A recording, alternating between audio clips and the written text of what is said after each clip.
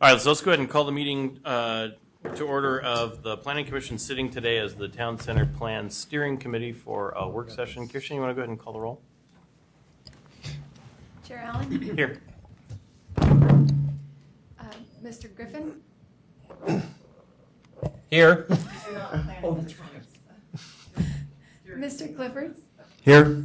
Mr. Carey? Here. Ms. Simpson? Present. And Ms. Walker and Mr. Kopfer are absent. All right. Okay, so we're in a work session tonight. Here's what I'd like to suggest. We've got sort of three items of business in front of us, or dividing the stuff we have into kind of three pieces. We need to talk about the documents that would be filed with the State Department of Land Conservation and Development. That's the markup document with some comp plan language that was circulated to us, and that's the piece that begins the public notice and public comment process and all those sorts of things. We've also need to have a discussion about the boundary, and you've got a piece that got passed out that looks like this. It's got the various boundary issues, and then we wanted to have a conversation about what we would do for our next public engagement of some sort, which is the document that looks like this, that has notice of public hearing in big red letters. I know it's a work session. I know we also though have a couple of members of the public here. I thought what we might do is go through some staff discussion of the markup document on the thing we're actually filing, which is really, although we're not a decision-making body, we're basically advising staff go ahead and file it or not at the end of tonight. I thought it would be useful to go ahead and hear if either of the two people or whoever's here at the time wants to comment from the public, go ahead and do that, and then move on to the other two items. Does that sound reasonable? Okay. So, Julia.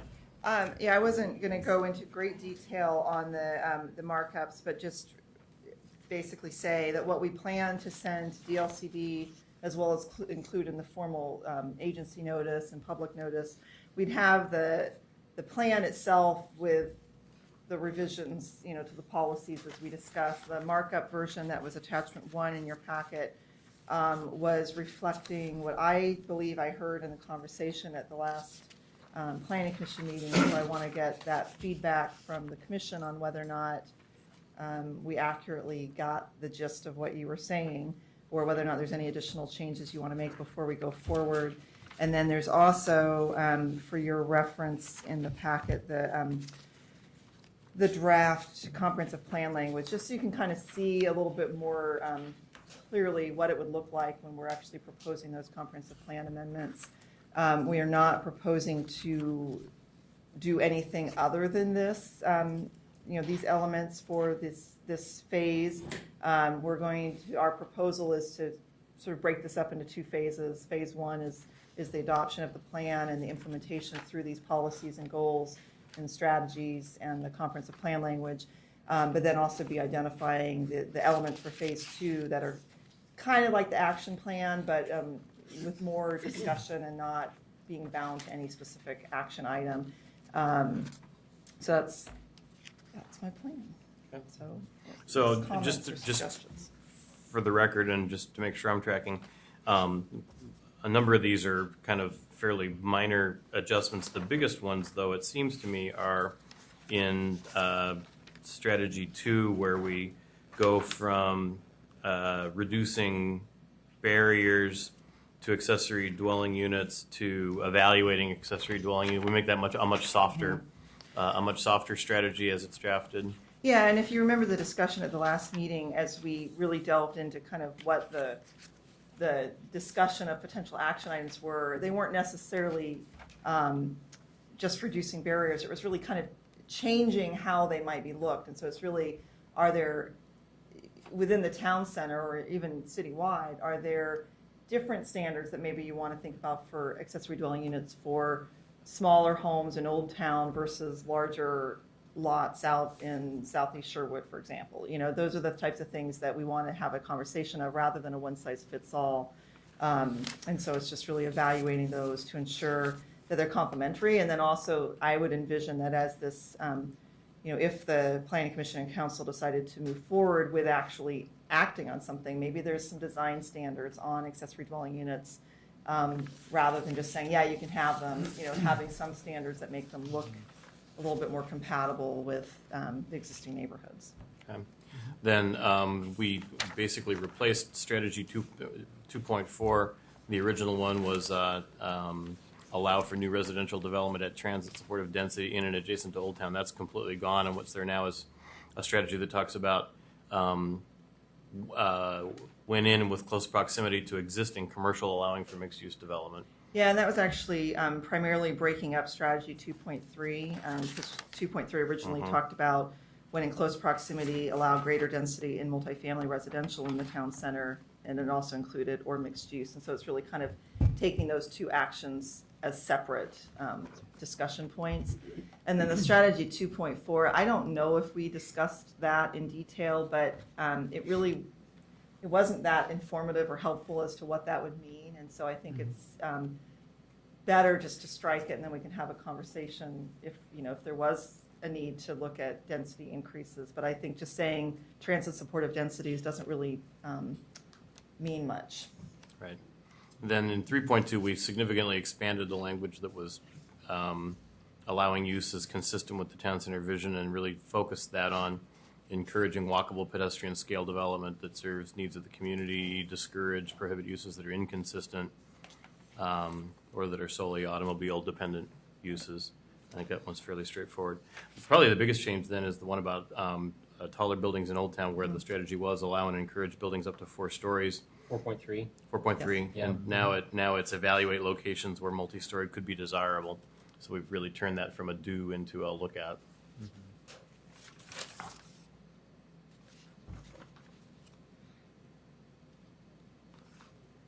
Any other big changes you want to call attention to? No, I'm just looking at that. Most of them are just kind of being, referencing consistency with the vision and the town center. Like strategy 5.1 speaks to more the sub-district characterization, so to reflect that you're not going to necessarily have the same standards in Old Town that you do in the central neighborhoods or the Langer Commercial District. In 7.4, just clarifying that we'll be working with ODOT to do these things rather than just, we can't do that on an ODOT facility without their cooperation. So just reflecting that. Strategy 7.5 was recognizing that we're not just putting all the onus on property owners to fill the sidewalk gaps. If there's other funding sources that might be appropriate, if there's grants and things like that we can identify. And then the changes to policy 8 really are referencing that these are action items for the TSP updates to be folding into. Under 9, the policy 9, we added the strategy examining examining the parking supply and demand in Old Town to determine if changes to existing parking standards are necessary. And then we also changed policy 9.2, which used to be 9.1, to discuss evaluating potential locations for evaluate the debris, which used to be 9.2, which rather than saying allow flexibility in parking requirements is saying consider the parking requirements to ensure that flexibility is available. And the point there is that there's already some flexibility throughout the city and in parking standards if you do certain things. And I think it would be worthwhile to maybe examine that a little bit more and make sure that we're not doing too much flexibility, but we're doing the right kind of flexibility. It may be that some of the things that we have in place work really well in certain instances, but not in others. So. Then I guess the last thing I would observe about this is that these changes mostly reflect our discussions about really being clear about what we meant by these strategies, right? There were lots of things here that even now in their more clarified state, they still in some cases require a fair amount of discussion, and there are issues that one or more of us may still think are bad ideas or that we may, come to believe that as we go. So really this is sort of being clear about what the starting place is for work on this, not sort of anybody thinks this is looks document. necessarily like a final document, right? And I'll stress that this is for public notice and primarily for the DLCD notice. So something for people to comment on when they go to a public hearing, and I fully expect that additional changes will be made. And then also, I hope to have more discussions about what that phase 2 action, work plan will be, so that we can start seeing how there will be another public involvement process at another, throughout the, over the next months to years, Right. as we implement elements of this. Well, let me change up a little bit what I suggested at the beginning, since it's really part of this document. Let's go ahead and do the boundary discussion Okay. Before we talk about public I'm comment. going to have Michelle lead this discussion. Oh.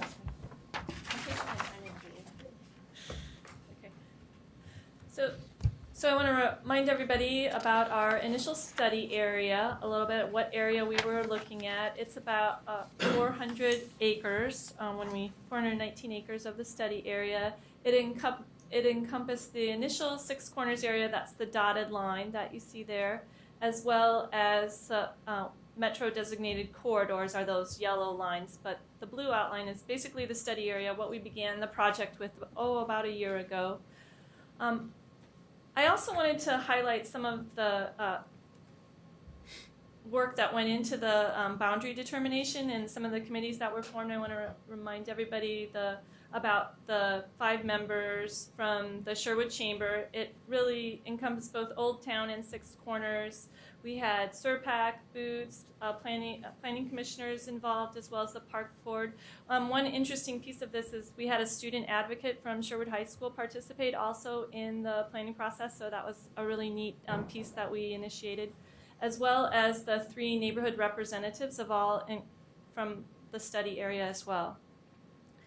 So taking a look at the evaluation that went on for the boundary, stepping back a bit, we initiated stakeholder interviews. We had 2 days of 6 small groups of interviews with both members from the Six Corners area, Old Town business leaders, people that lived in the area as well.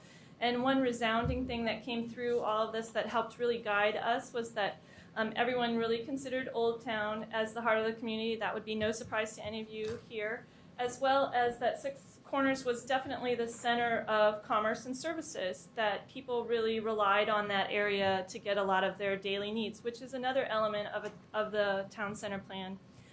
Some of the people, when they talked about Old Town, they really appreciated a lot of the bones and a lot of the work that went in with the infrastructure, but they did, for the most part, want it to be a little bit livelier. We could really step that up, and they wanted to see different things that would help make that a little bit more active area.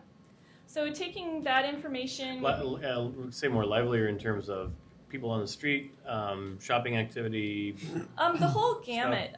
Really identifying that, when we asked what areas did you appreciate in around the region for town centers, or even what comes to mind when you think of a place that you want to go. I can kind of think of someone saying, oh, well, Carmel, you had a restaurant, and then you could also hear kind of people playing music, as well as people identifying Clancy's as a good source for a restaurant, and maybe extending that time that's open, as well as getting some of the services that people need, restaurants, retail component in Old Town. One of the problems that was identified with Six Corners was that it wasn't very walkable. It was definitely an auto-oriented business, but a lot of the business owners that have businesses there wanted to have that type of visibility from cars. So they were kind of in the place that they thought that was best suited for their business. So then we moved on and looked at the existing conditions. We evaluated opportunities and constraints. We had Johnson Reed do an economic analysis of the whole study area, as well as just Sherwood in general.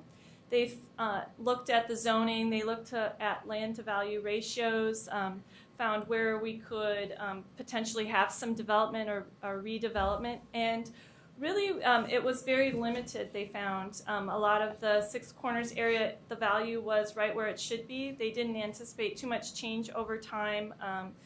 Continue on with the 1 to 2 story businesses, 1 to 2 story buildings as far as the urban form for that area. And with the small parcels that were available in Old Town, they really found that it was really not too much change was too possible based on the zoning and the value of the land as it is now.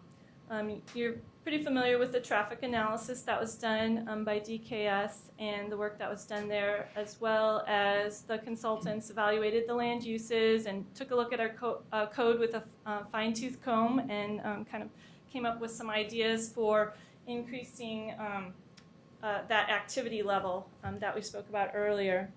So the Stakeholder Advisory Committee took a look at that and provided feedback on the boundary and helped us develop and fine-tune some alternatives.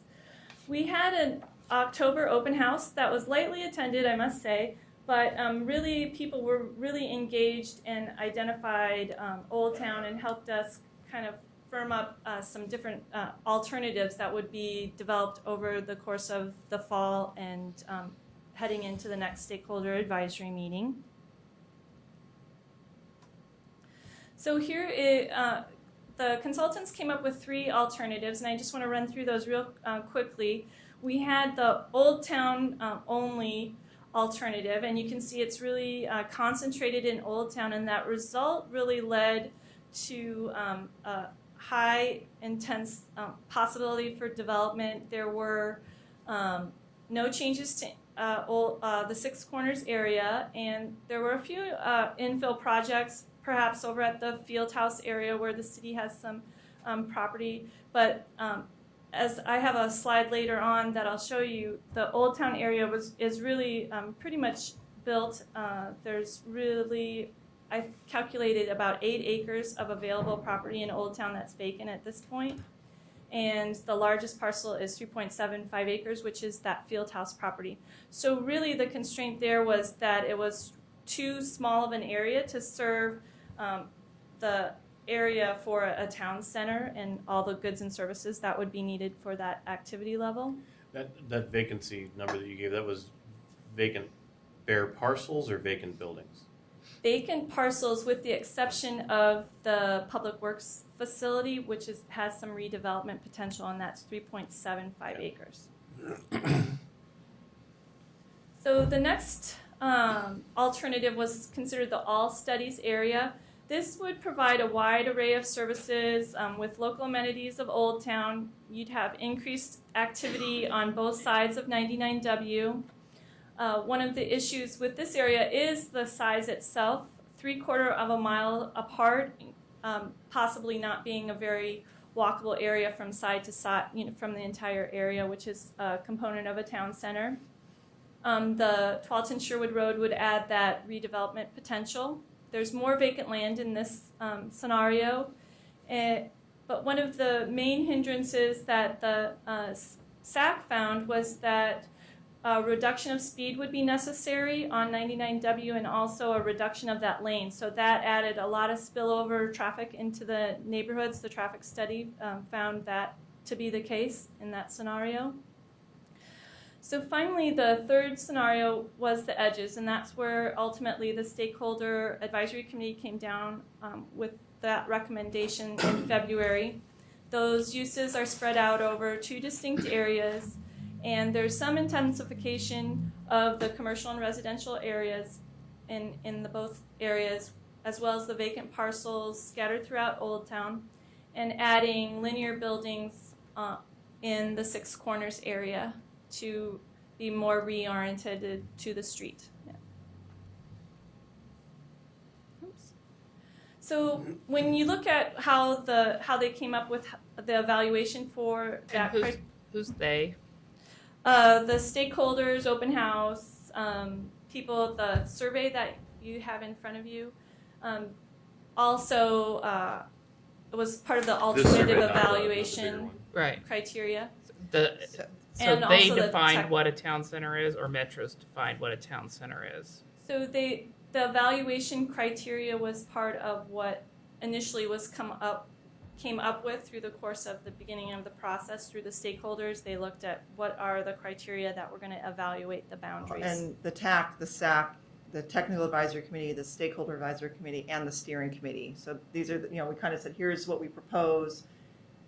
The TAC and the SAC and the Steering Committee, I think you made some tweaks, but not major tweaks, and that was sort of the guiding evaluation criteria that was considered when we were evaluating the alternatives. And this is to evaluate what the city of Sherwood defines as a town center, or if our town center complies with the Metro's regional definition of a town What the center. city of Sherwood defines as a town center, So, with recognizing what Metro does, but that was not the guiding principle that was considered. It was really what do we want? What are our goals for this outcome? okay. And those were the evaluation criteria. Okay, so to go back to the stakeholder to say they believe that the goals that they outlined were with the best interest to say this is what we believe the city of Sherwood should look like. Right, as well as the steering committee. I mean, I guess I want to make sure because we've come back to you guys throughout this process and got input, and what Michelle's sort of bringing you guys all, just because it's been a while, reminding you of what led us to the point where we moved forward with the development of the plan, with looking at the study. This was brought to the steering committee, you. I wasn't here, I know, so I know. That's why, again, we're bringing you up to speed. Yes. So you kind of know all that's going into what went into it, and then certainly obviously we will discuss whether or not we need to consider tweaks, but just this is what went into this. I mean, I think one of the things that's actually changed over the last several years that we haven't maybe recognized as much is Metro's changed from tell to guidance or advice or suggestions. I think if we came out and said our vision of a town center is 82nd Avenue circa 1985, they'd probably say, that's kind of tough. Short of that sort of thing, my perception is they're not in here saying, by God, it's got to be this big and that wide. It's pretty broad latitude, and I think that's what was reflected here is what the various people who participated in this really suggested for input. Okay. The edges thing is pretty funky from a sort of a 10 years ago Metro standpoint. Okay, and where I'm coming from, and if you want me to wait till Michelle's Okay. done with her presentation, I have approached many people in the city of Sherwood to try and get their feel. I've talked to people who have not been part of the process, and I spoke with Charles Harback, who was part of it, and I had a conversation with him today. And the conversations that I had lead me to believe that if someone were to approach us, just an innocent person on the street, and say, we're planning on a new vision for Sherwood, and what we're going to try and do is create an area in this boundary and apply Old Town and Six Corners kind of in one big set of rules all under one plan. I think that would be a mischaracterization of what's here, but go ahead. Yeah, but some of the guidelines that we're using are applicable in both areas and not it just didn't seem that. I guess a couple of things came out of my conversation with Mr. Harback today was the way it was presented for creating the boundary. The traffic consultant explained that the only way that we could have both sides of Highway 99 to incorporate all of Six Corners was to choke down Highway 99. But to me that seems counterintuitive. If this is our plan and we believe that Six Corners has a characteristic that we believe we should try and incorporate a transportation walking model, we could consider, and this I got from the traffic consultant, a Six Corners East and a Six Corners West. So we have two walking districts, one on either side of 99. That was one of the conversations that came out of it, is these districts and the boundaries were guided by a notion that ODOT and the Highway 99 was a boundary we couldn't cross over. Yeah, so I hear that, and I guess I would say I hear it just a little bit differently in that if we're saying our vision for this area is much more walkable than it is now, back up even a step further. What's currently zoned for out there is Not walkable. big boxes with huge parking lots in front of them and pretty much no way to get from one place to another without getting in your car and kind of like LA stories driving Right. driving to the next spot down, right? So if our vision is to say it should be something different than that, it should be easier to walk, then what ODOT is saying, well, if you really want to be able to, from a practical standpoint, walk from Albertsons to have people, do some shopping at Stark's Vacuums and then walk over to Safeway, then part of what you got to do is you got to make the walk across 99 safer and quicker, right? Right. But And so that's what I hear them saying in terms of 99. I don't hear that as an imposed from us. I hear that as if you want this and you want to do it here, these are the things you have to do. so if walking is part of this plan and we're trying to connect walking, Albertsons, Stark's Vacuums, Target, and the housing area on that side, and Safeway and the shops and the housing area on that side, making it walkable. I don't know why two sides of a street would have different sets of criteria for if we choose to make our community a walkable, or the other side of it, what hindrances are we putting on the Albertson site by forcing them to redevelop at a higher standard than the development across the street? And I can't get comfortable with having two sides of one street looking different when we redevelop it. Yeah, and I've got some of that same concern, although what had occurred to me is now that we've divided out the goals and objectives and policies from the action plan, if when we do the action plan, when you guys do the action plan, there's an action plan for you to do. If part of adopting that can't be considering edge effects or neighboring zone effects and taking a standard, and part of the standard thing is, okay, we want to adopt this standard to accomplish this policy here in the town center or in the general commercial portion of the town center or whatever, and a standard question being, should we apply the same standard to the neighboring zones so that we don't get weird effects of different standards on different sides of the street, which is in application making the town center area look broader without taking off an 80% piece of work and trying to go back much further in the process.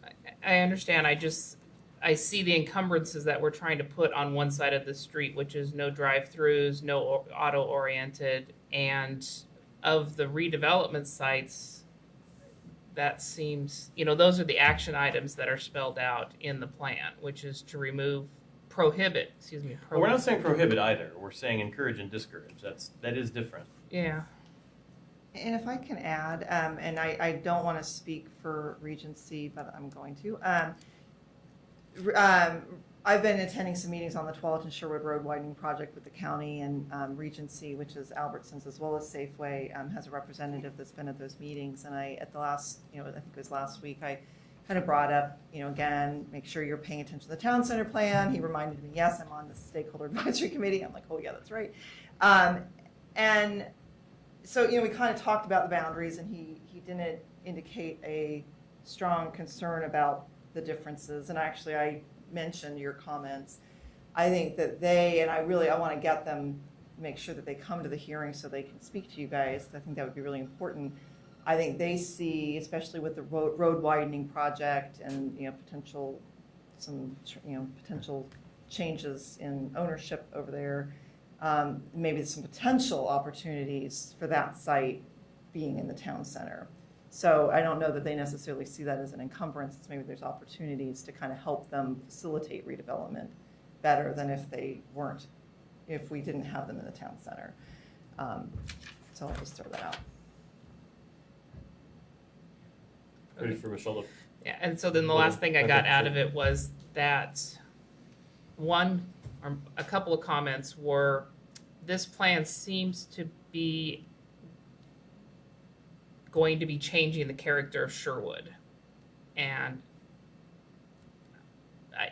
that was just a general comment, and I thought, that's with curb height all the way along on certain areas and increasing the height, reviewing or evaluating the opportunity to increase the height. People were understanding, maybe the Fisher roofing site and understanding that might be higher, but the one comment that I heard was east side of Pine Street versus west side of Pine Street was, in Old Town, an area where they were saying, why would you want to change the character of our core 9 blocks and the single family residences on one side versus an area on the east side that looks like it's more primed for development? And so in incorporating this plan, I want to make sure we don't lose vision of what Old Town looks like, what it feels like, what we all enjoy, because the Urban Renewal District, and I know you were part of that, what I had heard a lot of was that people didn't want the community to change that much. We don't want to increase height to 3 and 4 stories, that people were very uncomfortable with the height of the buildings that were introduced, and that if we're trying to increase density with the goal of meeting transportation and TriMet or metro density goals, is that what we really want to do in Sherwood? And I'm just, as you're talking, I'm thinking, the intent is not to change the character, it's to enhance the character, and it will only change in a way that the Planning Commission and Council choose to change it, if you have height increases or whatever. But I'm wondering if there isn't an opportunity anywhere in these policies and strategies to make that more clear, that, because I think that's what you're saying is certainly consistent with what we heard about the Pine Street issues, and if there's not places where we can kind of speak to that, and Patrick's comment about a strategy about examining as we go through this, the edge, making sure that there's a transition or something like that, that gets you closer, I mean, the other challenge I struggle with is I would expect anybody in any town, anywhere in America, woken up in the middle of the night and, do you want things to stay about the same as they are, or do you want them to change, would say they want them to stay the same as they are, right? Right. And the challenge is sort of what does that mean, given that things are going to happen and things are going to change? If I think back to when our family first moved here, if you wanted to stay consistent with Old Town, you'd build your building out of corrugated metal. And the transit issue is a really good one. And it's one that, I've talked about needing to try to get better input from the public on is, do people want more transit or do they not? Because there's sort of if the answer is, yeah, we want better access to transit, there are things that we actually have to do differently from a practical standpoint. Not because someone's got some moral notion of, by God, if you're going to have buses, you're going to have this too. It's just to get enough people to ride buses, you have to do things differently. And so a big piece of this is trying to figure out how to turn that things should stay the way they are and what do I want into what does that look like when we actually have stuff built on the ground. That's the hard part to me. Is it possible to circle back around? I hate that phrase, but I'm going to use it anyway. To the stakeholders and say, when you were having these meetings and when you were presented these options, did you envision that your policy would make an action item to rezone higher densities and create mixed uses throughout this whole area? That is one of our action items. I know we're not formally adopting action items, but they're going to be included as part of the document based on what staff is saying. No, I think they're not going to be, right? What? I'm sorry. The action items are not going to be. They were going to be included as a reference amendment to, or an addendum to the document, correct or not? Only because you asked them to be. I don't know that is my recommendation. The consultant has prepared a document that's really more evaluating existing code and making some recommendations. And I would prefer that to be a recommendation that's just sort of like, here's the code, here's the problem as the consultant sees it. And then when we move forward into phase 2, have those conversations. We certainly, we can, if that's what you want. I think it's dangerous. I guess my concern was I heard staff saying that it would be incorporated as part of the adopted document. Because you wanted it to be. The action items not included. Okay, I would love to not include them. I thought that was what you were asking did for. not want. I think it's dangerous because we'll get into the same situation that we have in Southeast Sherwood Master Plan, which is your vision was to remove the height restrictions in Old Town, and your action item spells it out in here. Mm-hmm. And At this point, all that's in front of us, though, is this document that does not include the action items, right? Right, and what I envision that we'll include in the notice is the town center plan without the action items as an attachment, the town center plan is defined as what? which is, where did I put it? The plan. I mean, The big it's like document, 30 right? pages, Yeah, right? that document. It's 30 pages. The pretty pictures and the policies, but not having the action item. Alternatively, you can reference that, but essentially you'd be adopting it and saying, yeah, this is the plan, but here's how we actually are implementing it is through these comprehensive plan policies and things like that. What I would do is I would have the consultant do, is take the changes that you guys have made here and make sure that those are incorporated into the plan before we send that off to DLCD and the public notice. But we had hoped not to have the action plan as an addendum, but I thought you specifically asked for that to be. No. So, No. okay, Sorry. If I did, I said it backwards because I did not Okay. intend for action items that I think are. So are we still talking about boundaries? I think we Yes. are. That's where we started. Gene, what is your feeling on the boundaries? I guess I'm getting, I got a little lost between boundaries that help define the city of Sherwood and in creating a cohesiveness. We have Old Town and we have Old Town design standards, so having an Old Town district to me was great. We have a Six Corners district, and if we want to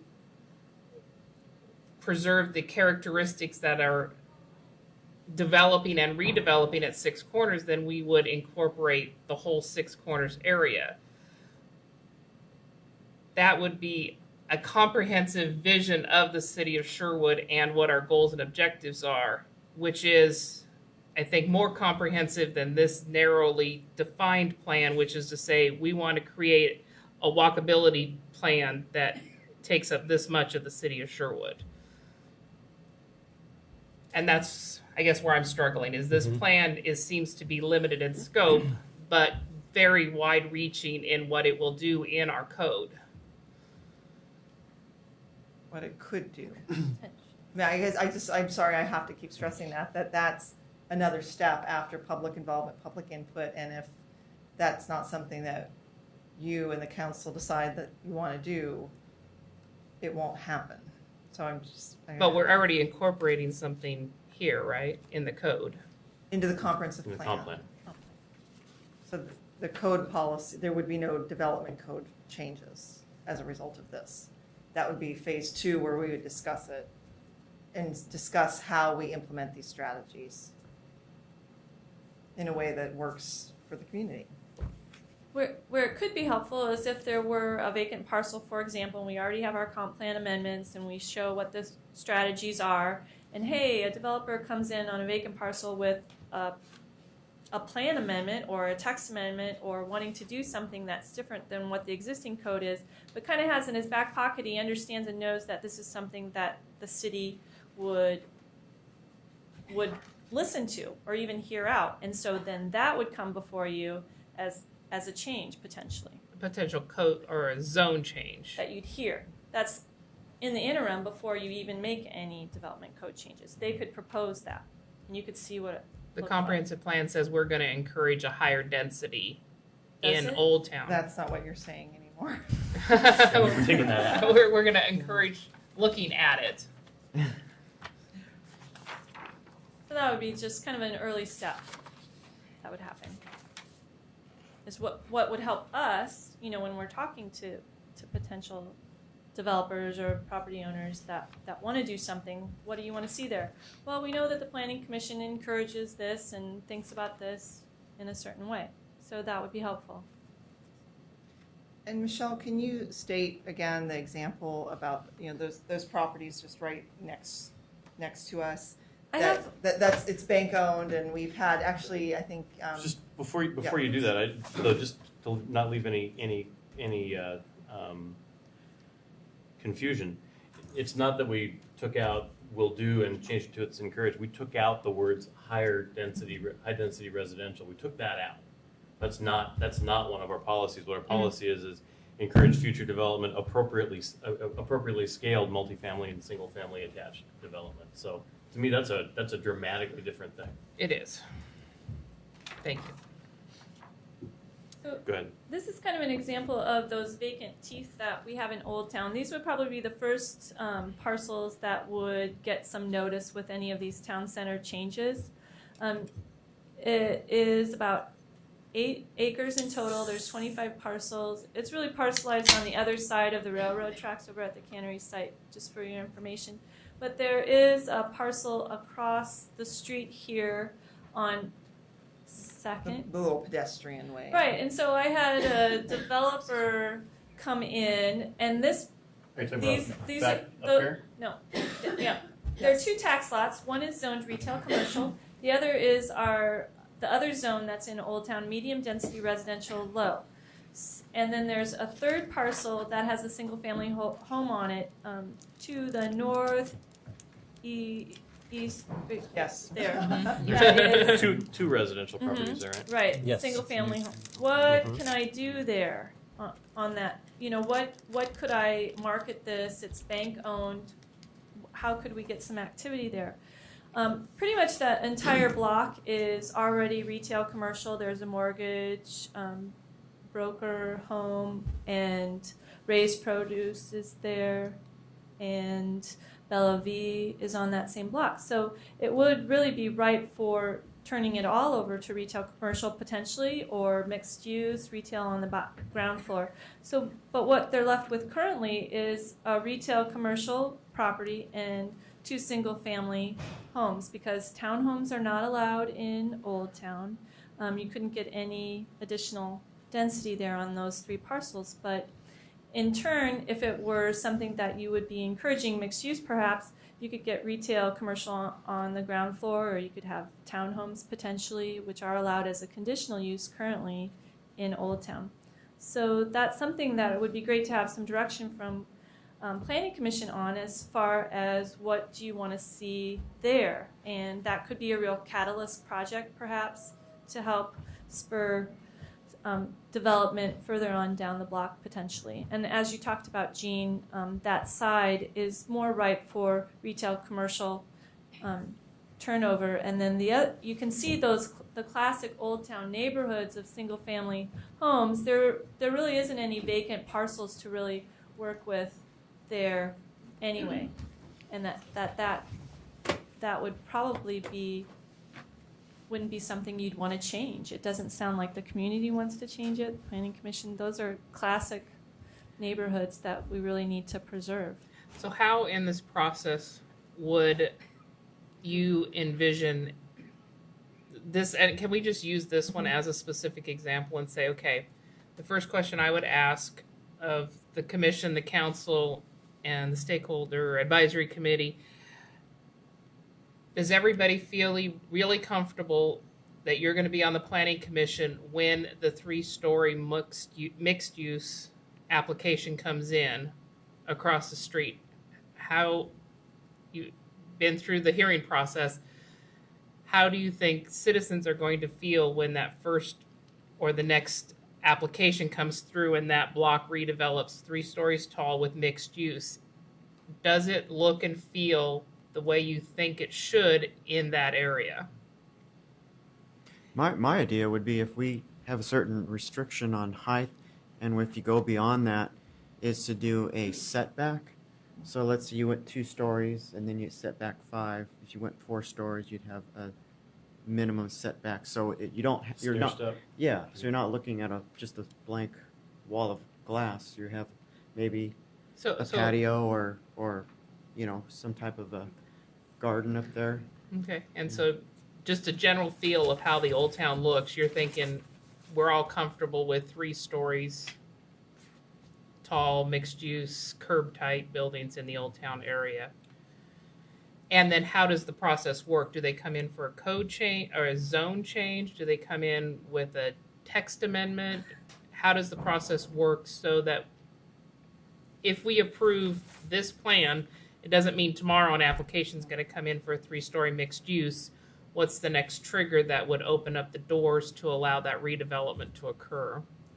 It depends on timing. Certainly, one of the phase 2 action items that I want to make sure we deal with fairly quickly is the Old Town process and the Old Town overlay standards. We've talked for years about how it just is very clunky and doesn't work, especially for redevelopment of properties. But certainly, as part of that conversation, I think talking about whether or not we have different design standards, additional design standards, or that kind of thing. If someone wants to come in before we're done with that process, then they would come in with a plan amendment and try to make a case that they are consistent with these policies and strategies and the vision of the Old Town overlay as well as the town center plan. And you guys would be able to make a decision on whether or not, and recommendation on whether or not that does. The thing where I hear that I would really struggle with, what you and John just talked about with respect to that parcel, I think fits very consistently with this notion of encouraging future development of appropriately scaled multifamily and single family. So it's what is appropriate scale, and maybe appropriate scale is a height with a stair stepping or a lower height or whatever it is. My challenge is my personal answer for that is probably different on every single one of these parcels, and I don't have any sense of how to fix that. How to codify that. Right. So I don't have any problem at all with the policy and the goals. If I were here when you got to the action item of how to actually turn that into zoning and development code and process, I've got maybe only an idea or two of how you would go about that.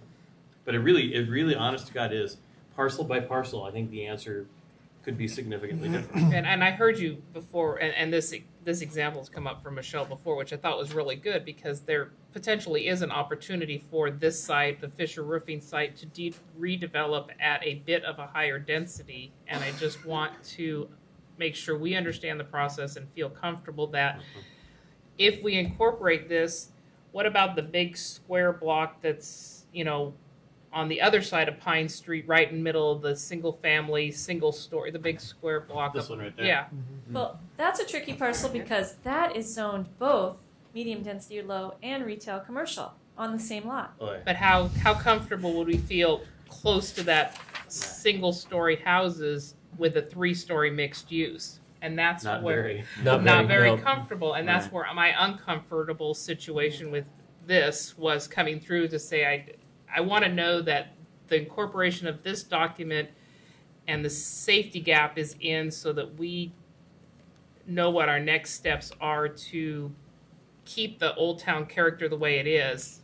I'm glad we've broken it out to the action items and the code changes separate from this, but So that's where your subjectivity comes with the Planning Commission recommendation. When you talk about appropriately scaled, that's your tough call that your commission to make, really, to review those community design standards. It's not arbitrary or objective, which would be something that we would review.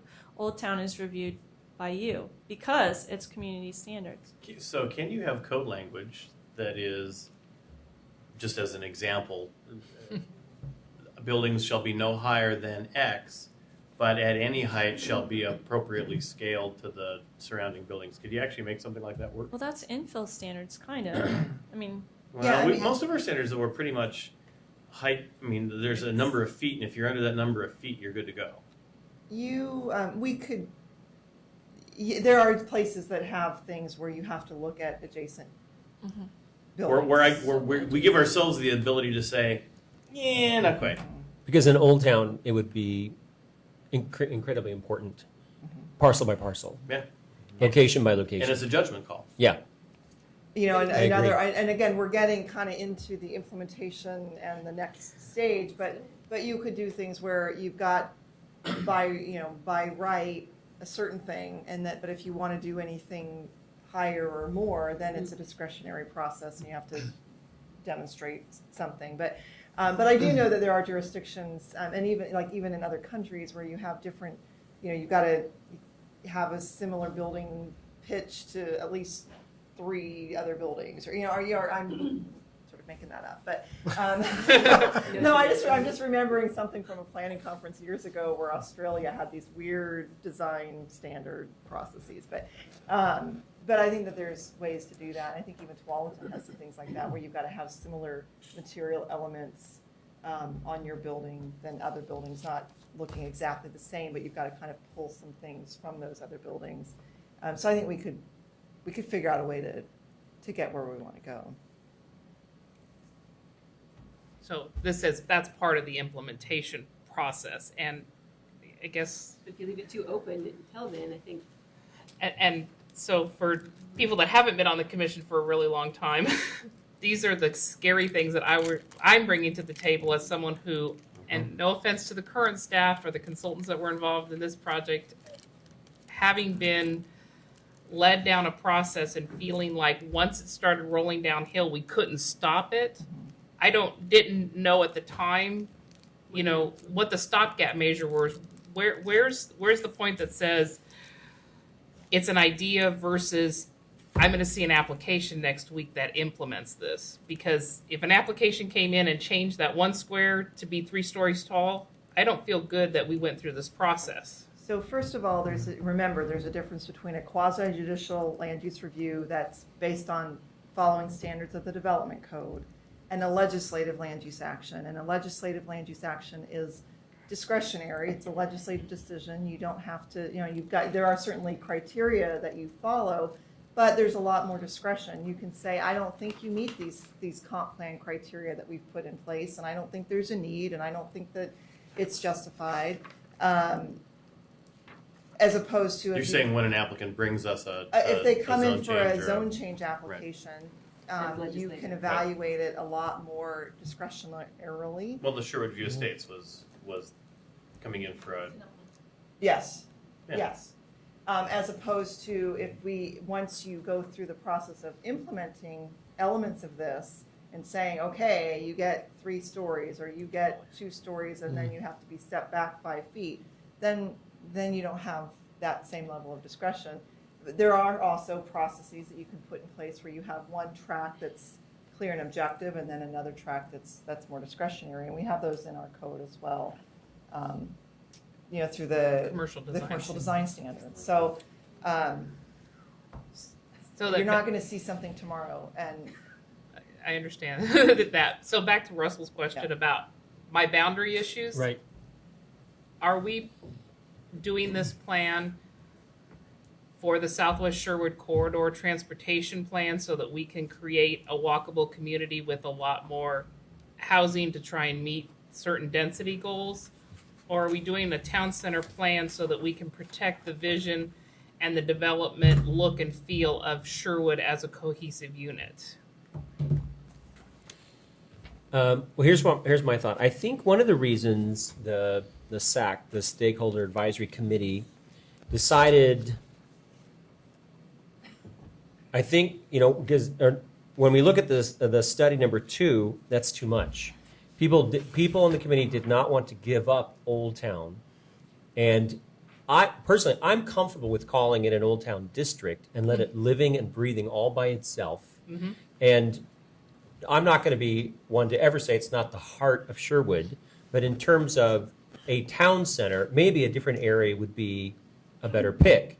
But the members of the committee really liked the idea of linking the two, thereby maybe encouraging the kinds of development that would increase traffic from one area to the other. The Old Town people really liked the idea of of being part of that development potential without necessarily bearing the brunt of it. You know, develop a lot of cool things out on Six Corners, make it very easy to transfer from there down to Old Town and back and forth. They liked that idea. They didn't want to be left out. 99 seemed like a very natural barrier. I really liked the idea of if we didn't incorporate the heart of Sherwood and we only had a town center to worry about that incorporated Six Corners, I would definitely be open to throwing it across 99. But 99 is not Tualatin Sherwood Road. It's even beastlier than that. You know, and that makes it extremely difficult. And I think the committee said, we can't narrow it down. We can't take out a lane. We can't build a sky bridge. We can't rent hot air balloons to ferry people across. Though that would be So cool. what? That'd be very cool. But So what can we could we do? And so the people who wanted to keep Old Town on the plan and the people who wanted to make it a realistic town center area, I felt like they had to draw the line somewhere. And that's kind of how that came to vision. And it wasn't really about trying to increase density to satisfy Metro so that we could qualify for higher modes of transportation. It really wasn't about that. It was really about, you know, keeping Sherwood cool, but maybe there are some things that we could do to make it more livable, more walkable, more enticing, more intriguing to people as they jettison through our community at 45 miles an hour down Highway 97. So that's kind of the answer. I mean, I think that's how we ended up with that particular boundary. And sandwiched in between is a residential district.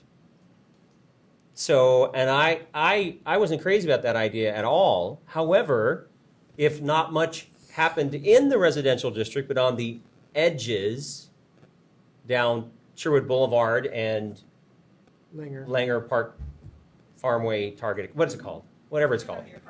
Exactly. You know, that seemed like a better idea than.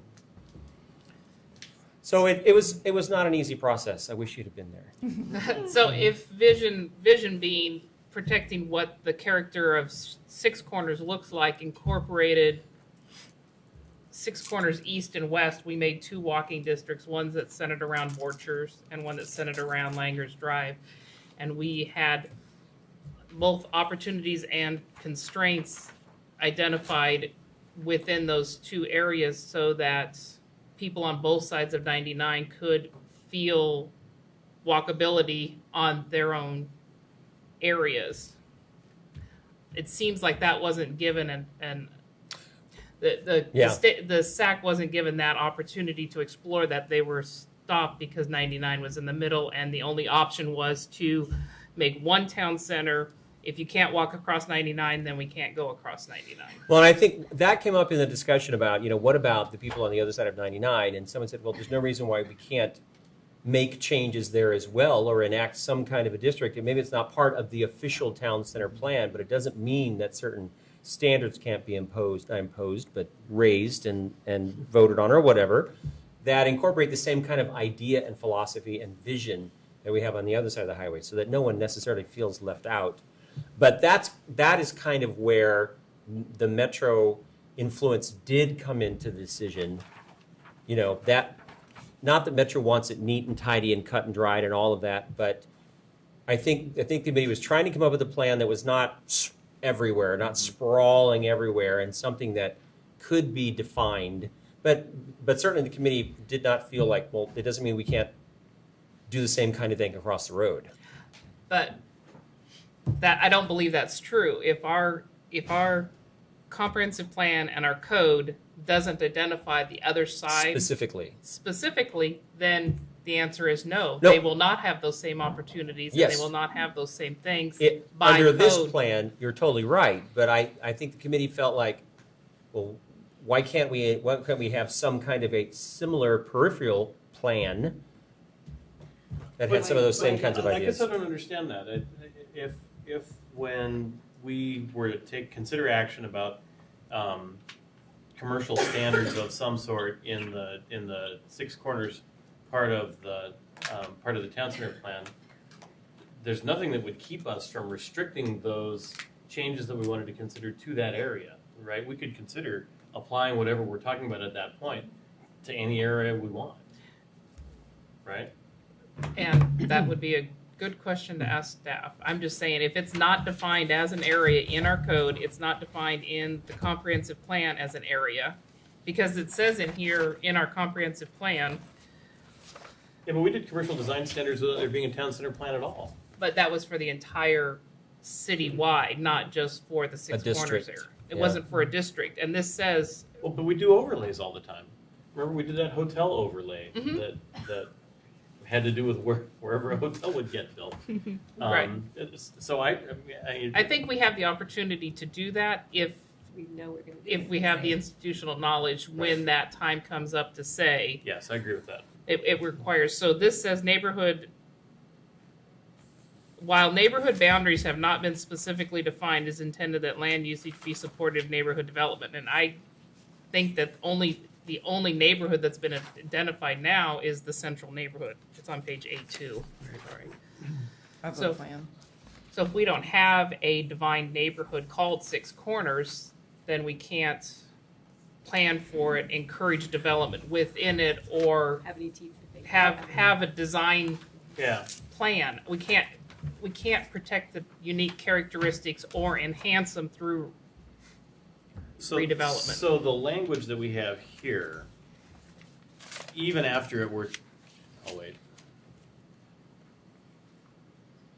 So the language that we have here, the comp plan language, even after it gets filed for notice purposes, can subsequently be changed, right? Yes. Or changed tonight for that matter, but I think this is more of a subsequent. So we call out adopted special area plans, and we call out obviously the town center plan. Could we not call out, come up with another category, town center border areas or town center associated areas or something like that, the where Six Corners walking districts, east and west. whatever that it doesn't, without it needing to be part of a formal town center plan, call out associated areas for similar treatment the way that Gene's talking about. Well, it could go to your gateway findings, like where you have the gateway entrances, that those connections are preserved to a certain extent, with encouraging people to come that way.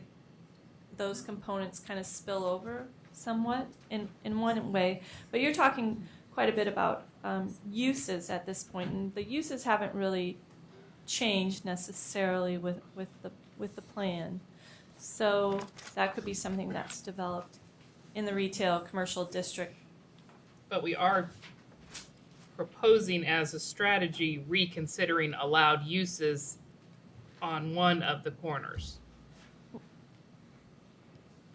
I think it's, I think we can get there. I'm hearing what you're saying, and I think that there's, I'm just thinking, totally off the top of my head, but it's a strategy and it's not a very well worded, but I'll throw it out there. But under like policy 4, ensuring that new development and redevelopment contributes to a pedestrian-friendly environment with human scale buildings and high-quality design, and maybe this isn't even in the right spot, but a strategy that talks about examining the edges and standards at the edges to ensure development beyond the town center is compatible. Or, so again, sort of speaking to a transitional zone, and certainly we can look at something in this comprehensive plan language that references more specifically the existing Six Corners area. That's, Old Town is within the town center, and a portion of the existing Six Corners area is within the town center, but that doesn't negate the rest of what we refer to as the town center area. Or identifying Six Corners as a district adjacent, encompassing and adjacent to, so that it can be defined. Right. And I'm just doing a Julie. I'm just pulling something out of the air here.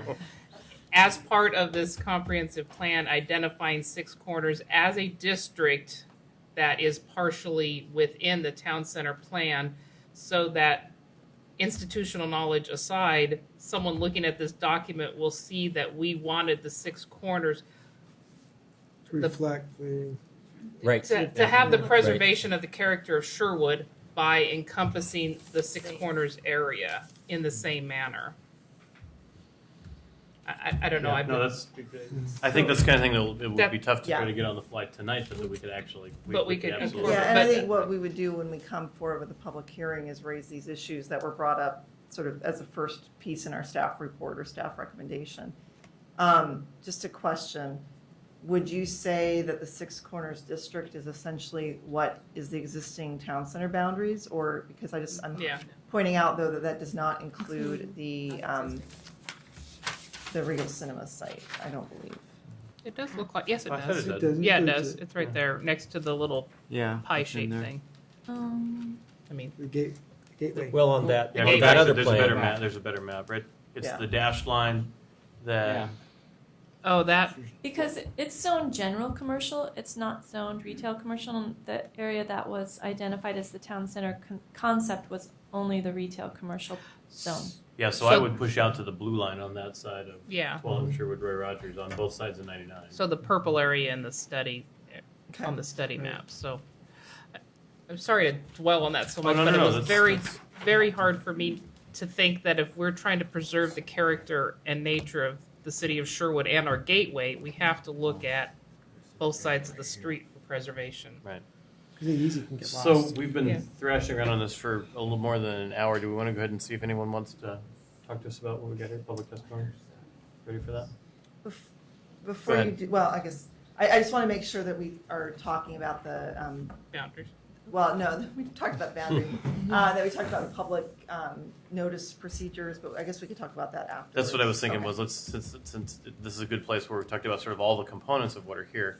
So is there anybody here tonight who'd like to talk to us about the actual plan itself, the notice that we're getting ready to file, hearing what you've heard about all the different ways this can and almost certainly will change going forward? Did anyone want to testify at all?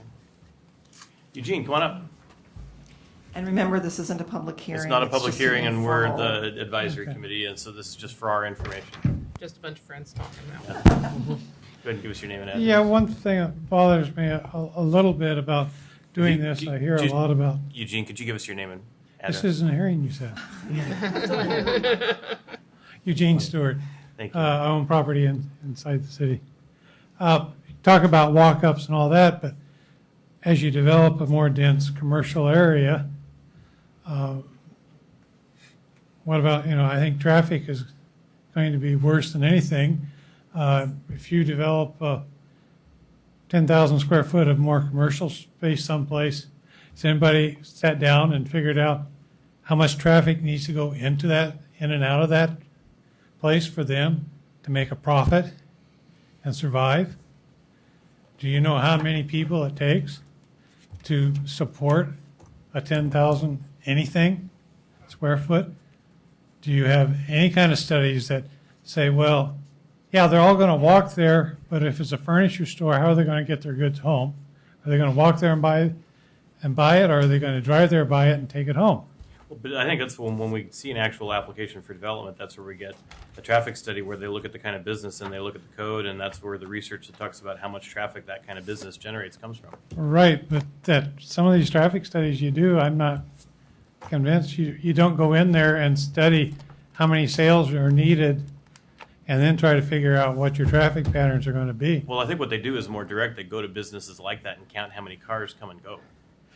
Right, but if they count it on just one day during the week, I don't on a think Wednesday, I don't think they do it that way. on this last one you did, it was just on a Wednesday was what they based their study on. Which study you're talking about? I believe it was You're on. talking about the parking study? Yeah, Well, so that's a different thing, right? That's not a traffic study. A traffic study is a book yay thick by the Society of Traffic Engineers where Right. they go out and do surveys. I understand that, but what you had, 1 day traffic study count, which then, That was a parking study. no, they were talking about volume of traffic. You had a map in there that showed, like in Six Corners, you went from one intersection to the other intersection, which is real interesting. So you're on a third one now, which was the traffic impact study having to do with. Right, well, the maybe, but I language. mean, Okay. how do we know what the traffic impact's going to be? And what happens if these consultants are wrong? How do we monitor it so we know we are ahead of the curve, behind the curve. You look at the traffic that's building out up on these roads. The state has no program or plans on how to alleviate some of the problems. You think if Well, Eugene, that's just flat not true. You've heard of the state 4-year traffic or highway. I've heard of investment it, plan? but I mean, It's got 4 years worth of where they're going to spend money on projects, and there's a process that gets you on that list, and then projects on that list get built. Right? It may not be adequate. If you want to go down that path, Right. I'll give you that. But to say there's no plan, that's just not right. well, it doesn't appear, the phrase it, the somewhat no adequate plan that faces what the real reality is. I don't know. It's just seems like we should have more public input into this and really get people out to sit down and discuss what do they want, and let's go forward. And you know, you need to get an organization within the city that reaches out to the citizens and brings them into the meetings. I think that's probably the number one project you should be looking at before you look at things like this. You know, what are the people? Is this something that most of the people in this town would support or not? It's hard to tell, and it's just like, you know, showing Old Town down there. What is, you know, Old Town going to be? It's kind of hard to tell at times. There seems to be a lot of high hopes. We're going to get fancy restaurants and stuff like that down. Look across the street, look at the vacant lots we have. Why haven't people come in and put up places? I think part of the problem is Worst economy in a lifetime, but maybe. not so much. Then how come so many buildings went up down 12th and Sherwood Road during the worst economy we had? Of course, people had the money and they had to do something with it, I'm sure. They did 1031 exchanges and things like that. But are development fees keeping people out so that businesses can't? If you got a small business and you can't afford to buy your equipment after you pay all this development fees, what good is that to keep that properties off the books at a higher rate so you keep the property taxes down? The city needs to learn how to budget their money maybe a little better, take the tax increment that they get from growth and use that to fund things like the roads and things. That there's a big backlog and you keep raising the fees every year because of this backlog. So are we not cutting it down any, or is it growing faster than we can handle it? So, I mean, yeah, it's but it's things that it isn't necessarily all the money you threw at improvements and things, but it's just some of the proprietors down here have the knack to create businesses that people like, and they come in and use them.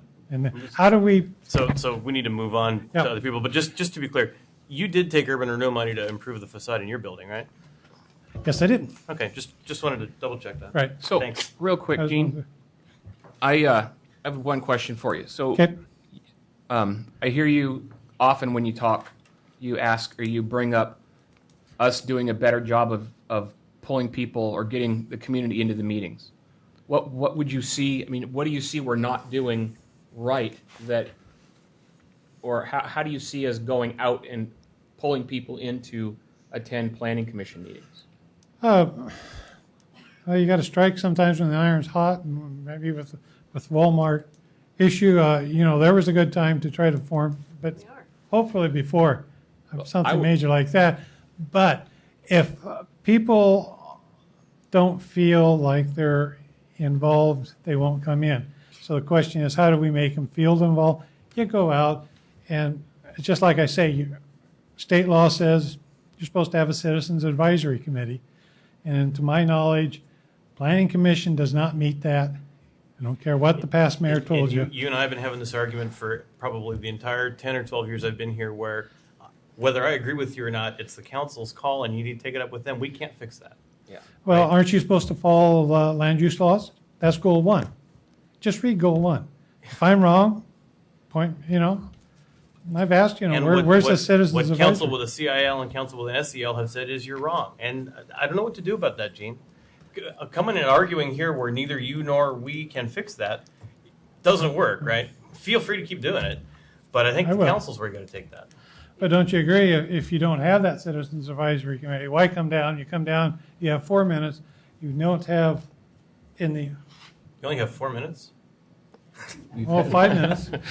Last time, you cut it down to 4. I like your point about a citizen advisory committee, but I honestly don't think that a citizen advisory committee is going to solve the issue of people and how people want to spend their time. I think that our planning department, I think that the city does a lot to advertise these meetings and to try to get people to come in. And as far as the Walmart issue goes, we tried last October, September, when this first came up, told people, come to the meetings, go to the council meetings, and people didn't do it until 6 or 8 weeks ago when it was announced. So I think that we do a lot to pull people in. We can't go door to door and drag people into these meetings. It's just not at all something that's logistically feasible. Well, and what we are going to do is we're going to talk after we're done with this stuff about the next round of public engagement on this stuff. So that's very practical to what we're talking about for this actual plan. So I think it'll be timely. But I mean, yeah, you've got, the city's got to show that they are actually encouraging people to come in much more than what they're doing now. They got to have some organization.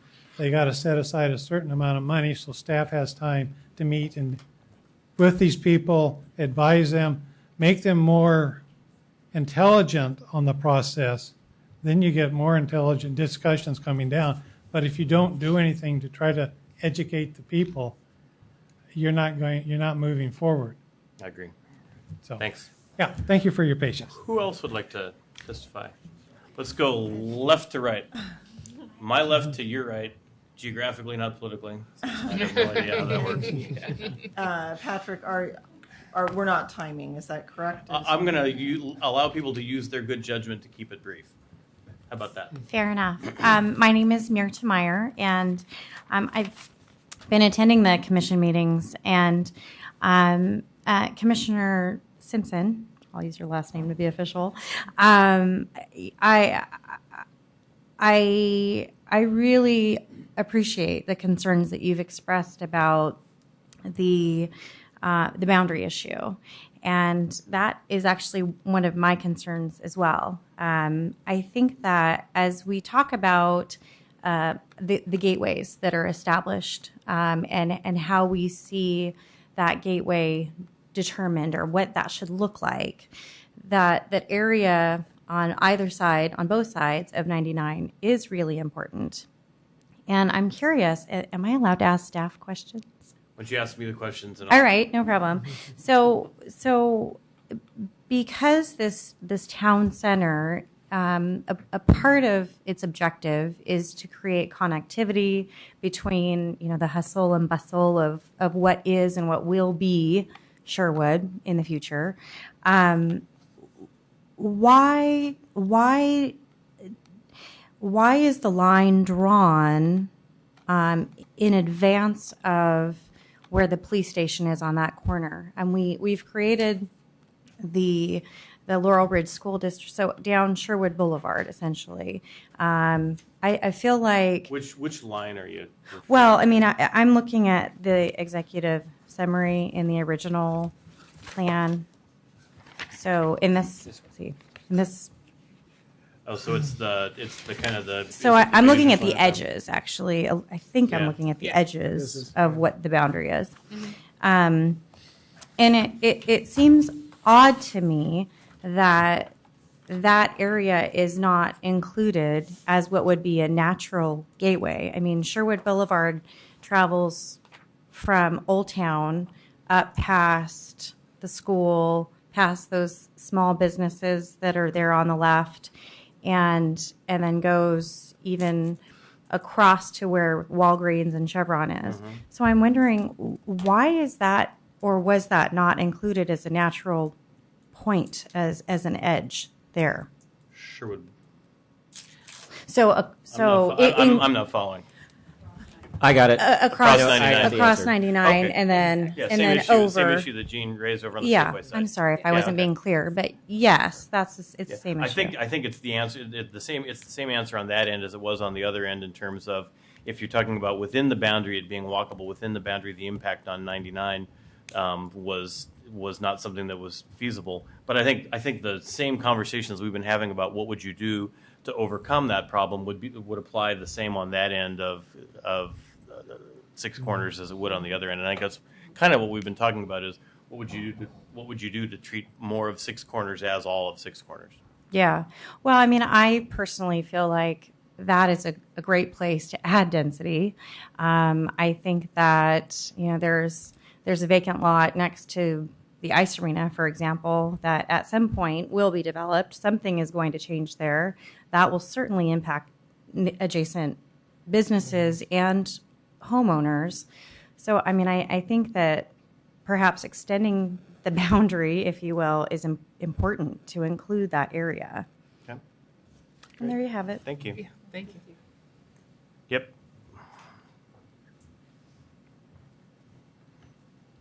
Doug Scott, 22862 Southwest Saunders Drive. Guess I have several things to speak to and that I've heard tonight.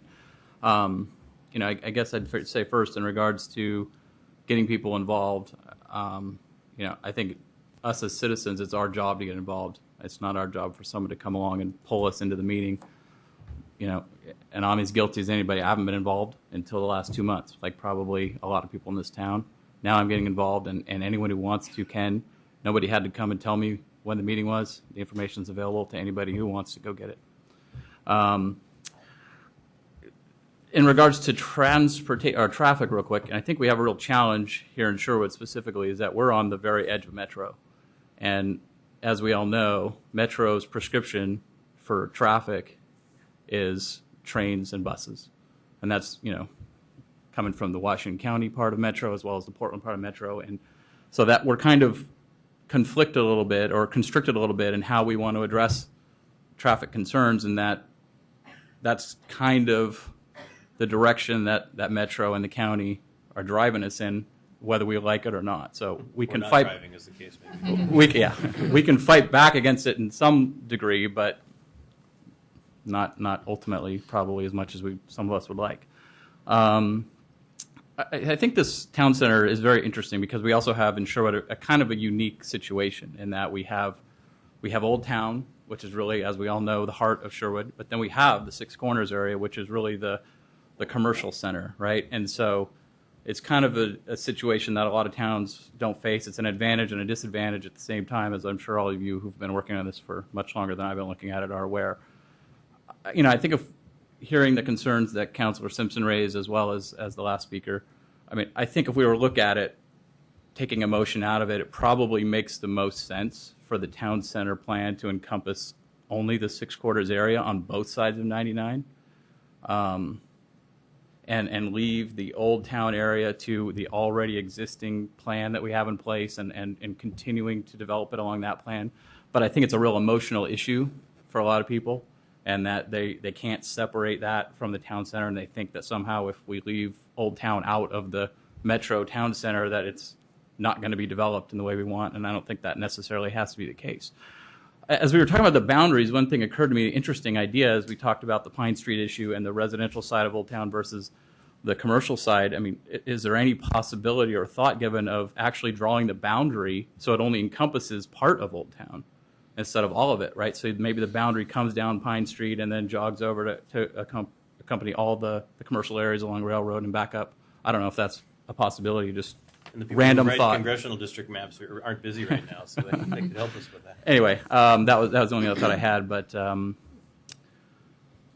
that's all I have for tonight. Great, thank you. Thank you. Lori, I think you're next.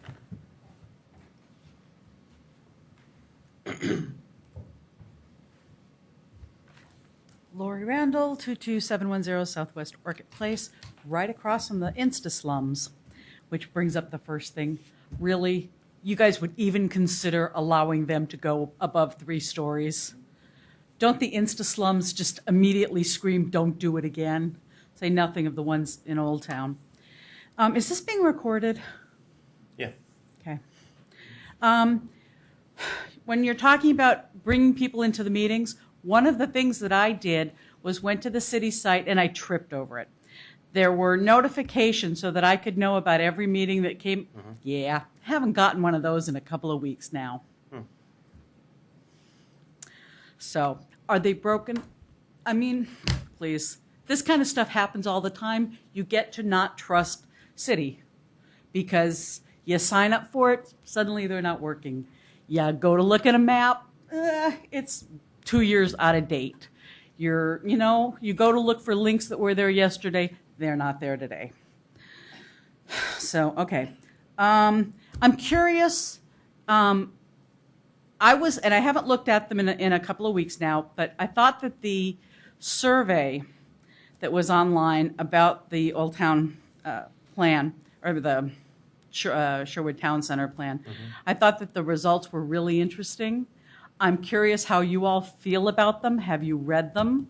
And what do you plan to do with that information? In fact, we just got a new packet of updated results. Really, tonight. how many people have done it? 69 people have taken the Wow, survey. that's I think probably we just, 20 more than the last time I saw it. Yeah, up a handful from the last time we looked and went over the results in detail. So I plan to take these home and look at the new comments since the last ones, but I didn't have time tonight to try to look at it. What struck me, and this is 20 people ago, is the 0 setbacks were a real issue. Definitely more than 3 stories was an issue. The high density in the area was an issue. Are you guys all seeing that? Are you seeing where we took high density out of the plan Oh, did you? in response to Thank your you. feedback? Give us credit, right? Thank you. I appreciate that. I did not see that, but thank you. So what else have you taken out based on that survey?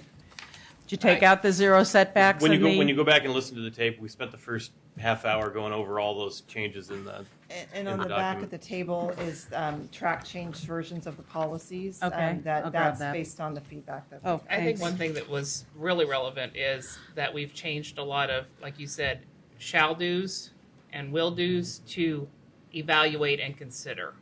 So Okay. it's a lot less action doing to stepping back and looking at.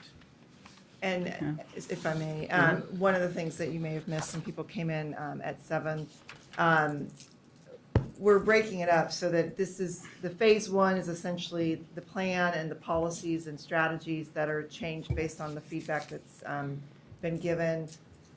When and if this is adopted, we would move into phase 2, which is then that considering, the recommendations by the consultants, but having a public process to really get into depth on each one of those townhomes, parking, setbacks, all that stuff. So all those action items are not included in phase 1. Right. Okay. Just a thought that I had to while I was sitting there about how do you engage people. And I'd like to see council do this too. Maybe you guys could spend a little time at Saturday Market and just say, hi, here I am. Anybody got questions for me?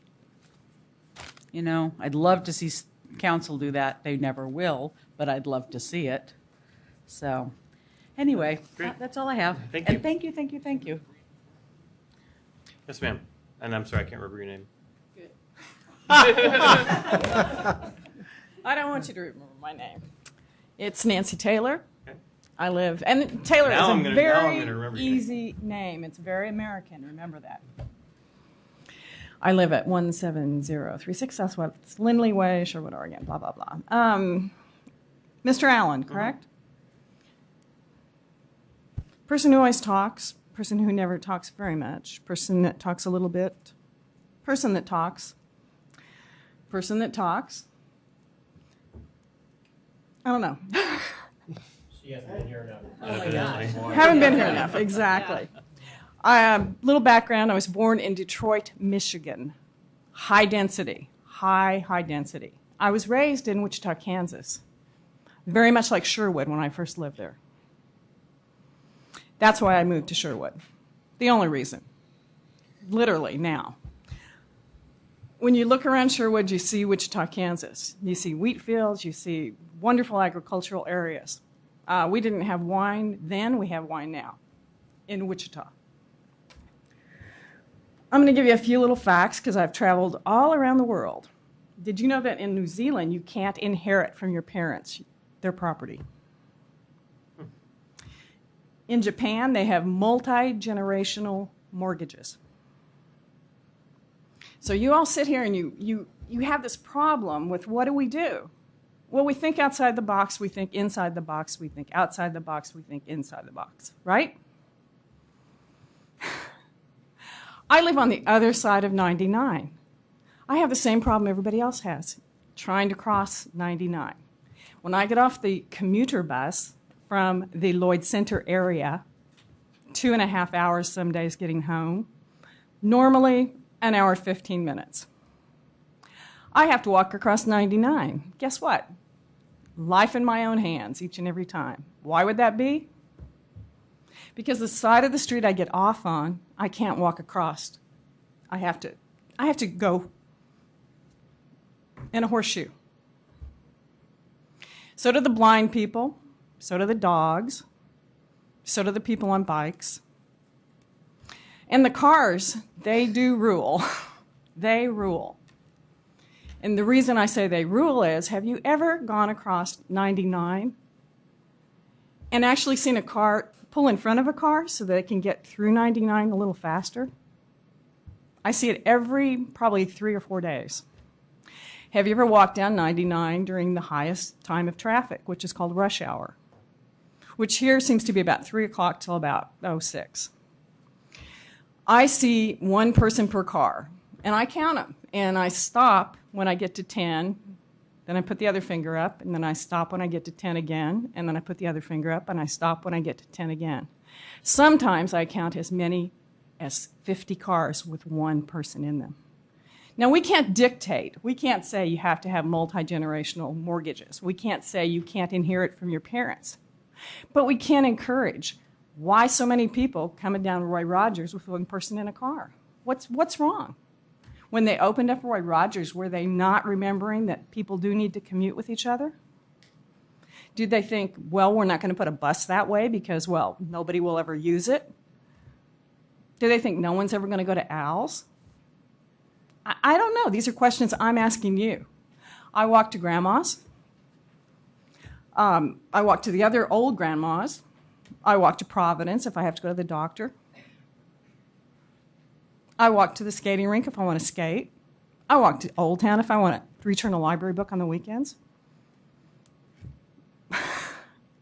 When I'm in Europe, that's all we do is walk. I don't get it. So if somebody can explain to me why we're always having this problem at this meeting of thinking inside the box and not ever thinking outside the box, I'd love to know. Because I really think there's some intelligent people sitting up there. So I think the plan is agreeing with you because it's talking about how to make it easier to walk. Okay. Am I missing something? Yeah, I think you are because I'm not ever hearing that. Well, yeah, we're somewhere in the future, and I'm not saying tomorrow. I'm not saying the next week. I'm not saying a year from now even. But do you ever plan on making it so that you can walk in a square around 99? I mean, so literally, if I wanted to walk from the theaters over to the vacant lot, down to, let's say, Trees, back to Safeway, across, go to Albertsons, walk back to the theater, I could do it. So let me turn the question around and ask: Is that what you're suggesting we should do? I don't see why not. In any other major metropolitan or small town who sees themselves growing into anything in the future, they're going to do that. Other than the crosswalks between Albertsons and Safeway and down to the Providence. And the Providence and Chevron. Foursquare area. So you're talking about something in between there? I'm talking about the whole area. Open it up a little bit so people can walk. There's a woman that comes to the council meetings, and she's, I guess, blind. Yeah, by I've seen- definition, blind. Okay, so I also know there's a company someplace in Oregon that made the little raised highway features so that you can walk up and you kind of know where you are. I also know in other areas, like the Lloyd District, there are a lot of blind people with dogs even, and they can hear, don't walk, don't walk, don't walk, walk, walk, walk. And I don't know if the dogs are smart enough to know about that or if the people are listening, but somebody's listening and somebody's paying attention because you have, MAX trains going through that area. You have people going through as fast as they can because they're in getaway cars. Nice. So, yeah, and there's shootings too, by the way. And we have flash mobs, but they usually take things from Nordstrom. So it's an interesting place to be 1 or 2 days a week. Wouldn't want to live there. Across from the building I work in, they're going to put a high rise that's going to be at least as big as the building I'm in, if not higher. And they're going to do multi-use too. And it's the multi-use that apparently Portland is based on, which means the lower story is always retail. So if there is shooting on the street, you can run in, duck under, be safe. But no, I'm kidding. I just don't understand it. I think there's all kinds of wonderful multi-uses that this small town can definitely benefit from. I've lived in many, many, many, many cities, and I've watched them all grow. And they've all grown in basically responsible ways. It's been dictated somewhat by the economy, but it's also been dictated by the future. So I guess I'm challenging you. See your future and live up to it, because I think you can. That's it. Thank you. Can I, first of all, that's Sure. exciting to hear people speak like that. That's wonderful. I'll point out that on page 15 of the plan is the pedestrian and bicycle improvement plan that I think certainly gets to a lot of her points. And then also there are policies in here about promoting transportation to demand management, filling in sidewalk gaps, accommodating car sharing programs, really trying to get to that. As she was talking, one thing it doesn't speak to, but and I don't know that it's necessary because there's certainly state laws and policies about this, but it might be nice to say it specifically, is that we want to make sure that this is accessible, and not just for bikes and pedestrians, but for people with different abilities too. So. Okay. Anybody else want to testify? I think we've hit almost everybody in the room. All right, let's go ahead and take a 5-minute break and come back. It sounds like we need to kind of land on some advice to staff about filing with Department of Land Conservation and Development. And just again to review for everybody plus anybody looking at this later, the idea is to start the public comment period. They need to have it in hand for 35 days, I think it is, or something along those lines. And so the document that we got in the June 20th memo, which is the blue bar markup plus the comp plan language, is what staff is suggesting to forward, and it includes something. Yeah, it includes the edges boundary. So the question I have, I guess, and we should give some kind of, although we're not a decision-making body, we're an advisory body, we should give some kind of thumbs up or thumbs down to staff for doing that. And it sounds like it's really the two things: is the language that's in the document, which I didn't hear anybody express a lot of concern about now that we've got the action plan separated from the goals and policies. And then the other is the boundary. And I want to make a suggestion. I certainly agree with Gene, and philosophically in terms of both sides of 99, I would throw in an area we didn't talk much about, which is the other side of Tualatin and Sherwood Road or Roy Rogers, depending on where you are. But I also get a strong sense that if we actually change the boundary at this point to do that, we throw a bunch of monkey wrenches and a bunch of things. And it sounded to me like what we could get was the same thing in practice in terms of comp plan language and subsequent actions to deal with it without necessarily changing the boundary. If that's true, can people live with that as an approach to try to deal with the issue? What's a monkey wrench? Well, so what I think I hear is the notion that the plan needs to hold together within its boundaries in some sense. And if it doesn't, then we have to start from scratch, and that's where. Well, we would end up there. I think there's Not able to- transportation analysis stuff we didn't do on the other side of 99 that did get done on this side because of the decision earlier to narrow it down. And we'd really be talking about a bunch of issues, or having to spend a lot of time convincing people we're not talking about a bunch of issues on 99 that I don't think we're actually talking about. And so if what we're really talking about is how can those neighborhoods be connected from a pedestrian standpoint, not crossing 99, but and not saying we don't want to cross 99, thinking about Nancy's testimony. I think the way to do it is what we talked about, where we anchor that stuff in the comp plan.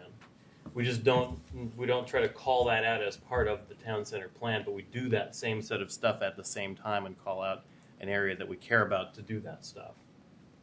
Am I right that we can get to that same? That's the Yeah, place we and can get I to? guess what I would propose, if you are okay with it, and with the understanding that you can change whatever you want when you come to public hearing, is I'll probably try to do some sort of placeholder anchor in the proposed comprehensive plan language, and then when we do the DLCD notice, discuss that a little bit more so it's clear that we're going beyond the boundary, but still within the study area, if that makes sense. So Gene, would an approach like that address your concerns? You kind of lost me a little bit on how you're going to retain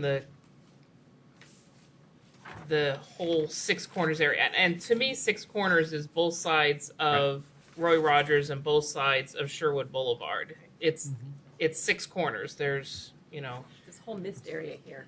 yeah, both Yeah, there's sides. some question of how far down 99 you would go if you're saying both sides of It's the Sherwood Boulevard. police station. The police station's on the other side. 99. How far down north and south of 99? If you say both sides of Sherwood Boulevard, but not both sides of Edie? Oh, I see. Whether or not it includes the Right. Providence site. Providence site. Or the old grandma's site, or. No. Right. I'm just abutting the corners So because those are gateways. So what I was suggesting was Because they're in the study area. I'm sorry. in They're or still in the city area. in or about the place where we call out special area plans. Mm-hmm. And this then calls out, this is where we're putting all the policies and those kinds of things.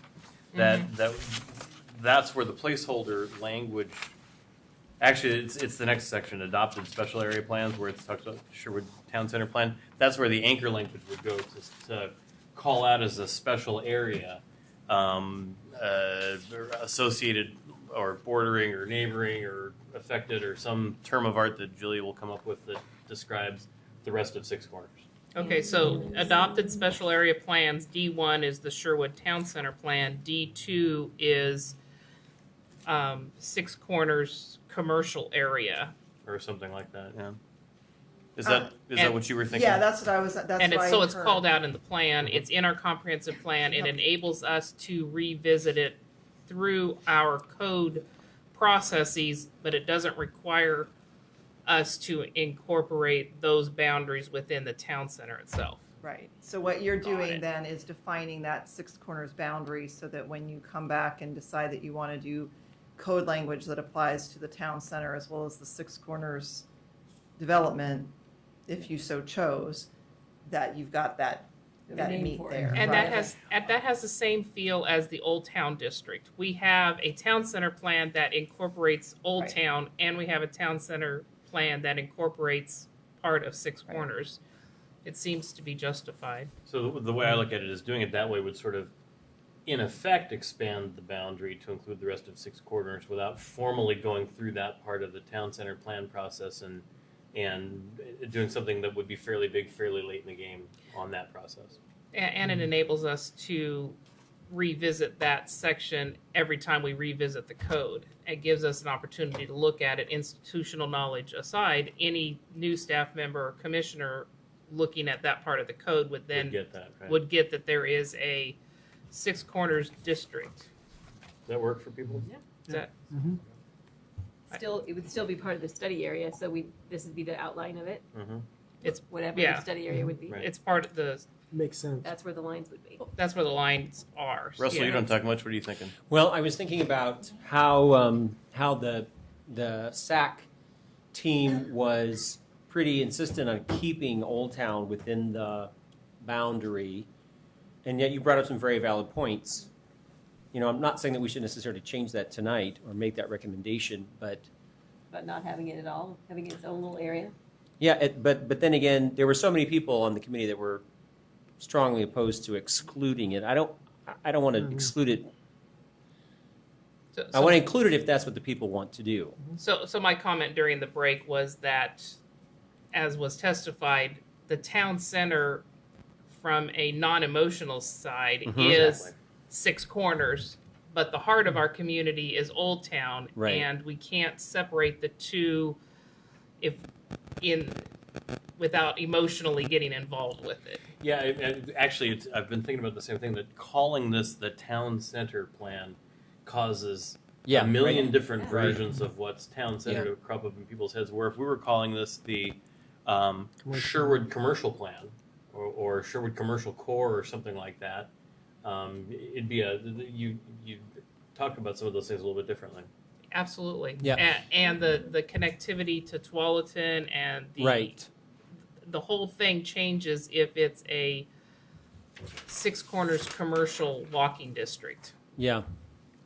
Well, another reason that I just remembered from that meeting was, one of the things that they talked about was transportation, and TriMet comes into Old Town, and because of that, they felt like it deserved kind of that natural inclusion into the project because it's already connected. Let's not not that we would ever disconnect it, but it already has kind of a system started. Well, and what the consultants sell is the wayfinding and the signage and the draw of having your Six Corners area pointing towards Old Town. Right. And so you have to have it named in the plan so that you can have the same street furnishings all the way down. Okay. I mean, that's what the plan. As That's long what as the plan as is. the lights are blue, I'm good. As long as they're all.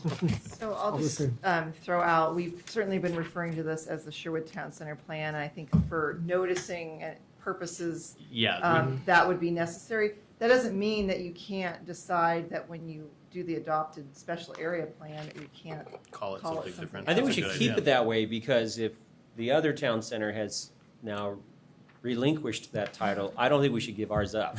Okay. It's our town center. All right, so sounds like Julia's going to go ahead and make notice. That'll begin the process before which we can do. Go I had a ahead. couple Scrivener changes, just wordsmithing. You want to just give those offline? Well, or you want to? 2.1 it says create more opportunities for townhomes, and I would like to soften it to consider more townhomes.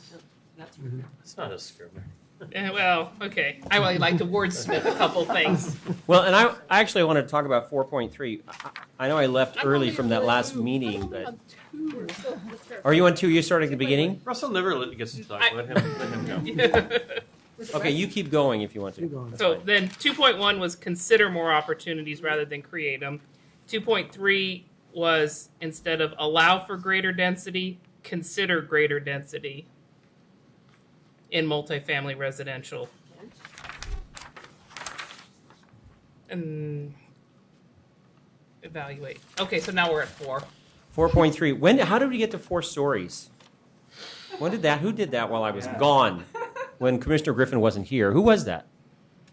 No, I'm just wondering generally. That was the consultant's recommendation along with. 4 stories has been there all along, and this adds more words to it. Mm-hmm. I just don't remember it being 4 stories in Old Town. That was part of the action plan. It was? It was, and that was very controversial, and that's why you guys recommend. They said there are changing some that. areas that would support that, say the old Fisher roofing. Okay, see. Well, what I suggested in the work session was that there are places where it would, if you're going to do it, it would make much more sense than other places, and parts of Fisher Roofing were one. I think the theater was another one that I suggested could conceivably make sense, not to say off the top they're a good idea. Yeah, there's like this many sites that it might work. So is it something that do we leave it in and it becomes?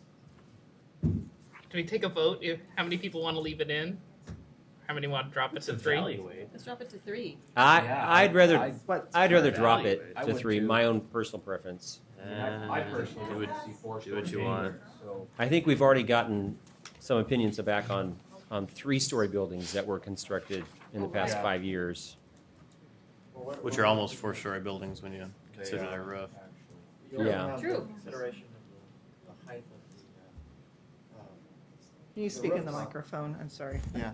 So we're talking about 4 stories, or we're talking about height restrictions, because 4 stories could be the first story could be a 2-story high building, and then It's you both. have 3. So are we talking about It's limited generally, height? we've got like 3 stories or 30 feet, whichever is lower. Okay. That's kind of the Yeah. standard, and so it would be probably similar. Okay, sounds like 4 stories is out. Yeah. Yeah. So Agree. strike I agree. 4.3. Yep. It's done. gonna sleep better tonight. Any other comments, Scrivener's errors? Not Scrivener. 5.4. I don't know how to define it. I don't know if we need to define high quality. In front of the word infill? No, it's already there. How do you define it? Oh, no, that's what I meant, yeah. Yeah. Incentivize development of high quality. You incentivize high quality. Is that subjective and we can have it in this plan? I think it's that leads to another conversation about whether or not we have different standards for infill in this area. We talked about townhomes. We talk about changing the old town overlay standards to make processes easier or more difficult depending on the area or however you want to do that. So I think it's that would be subjective based on when you get to that part of implementing code language.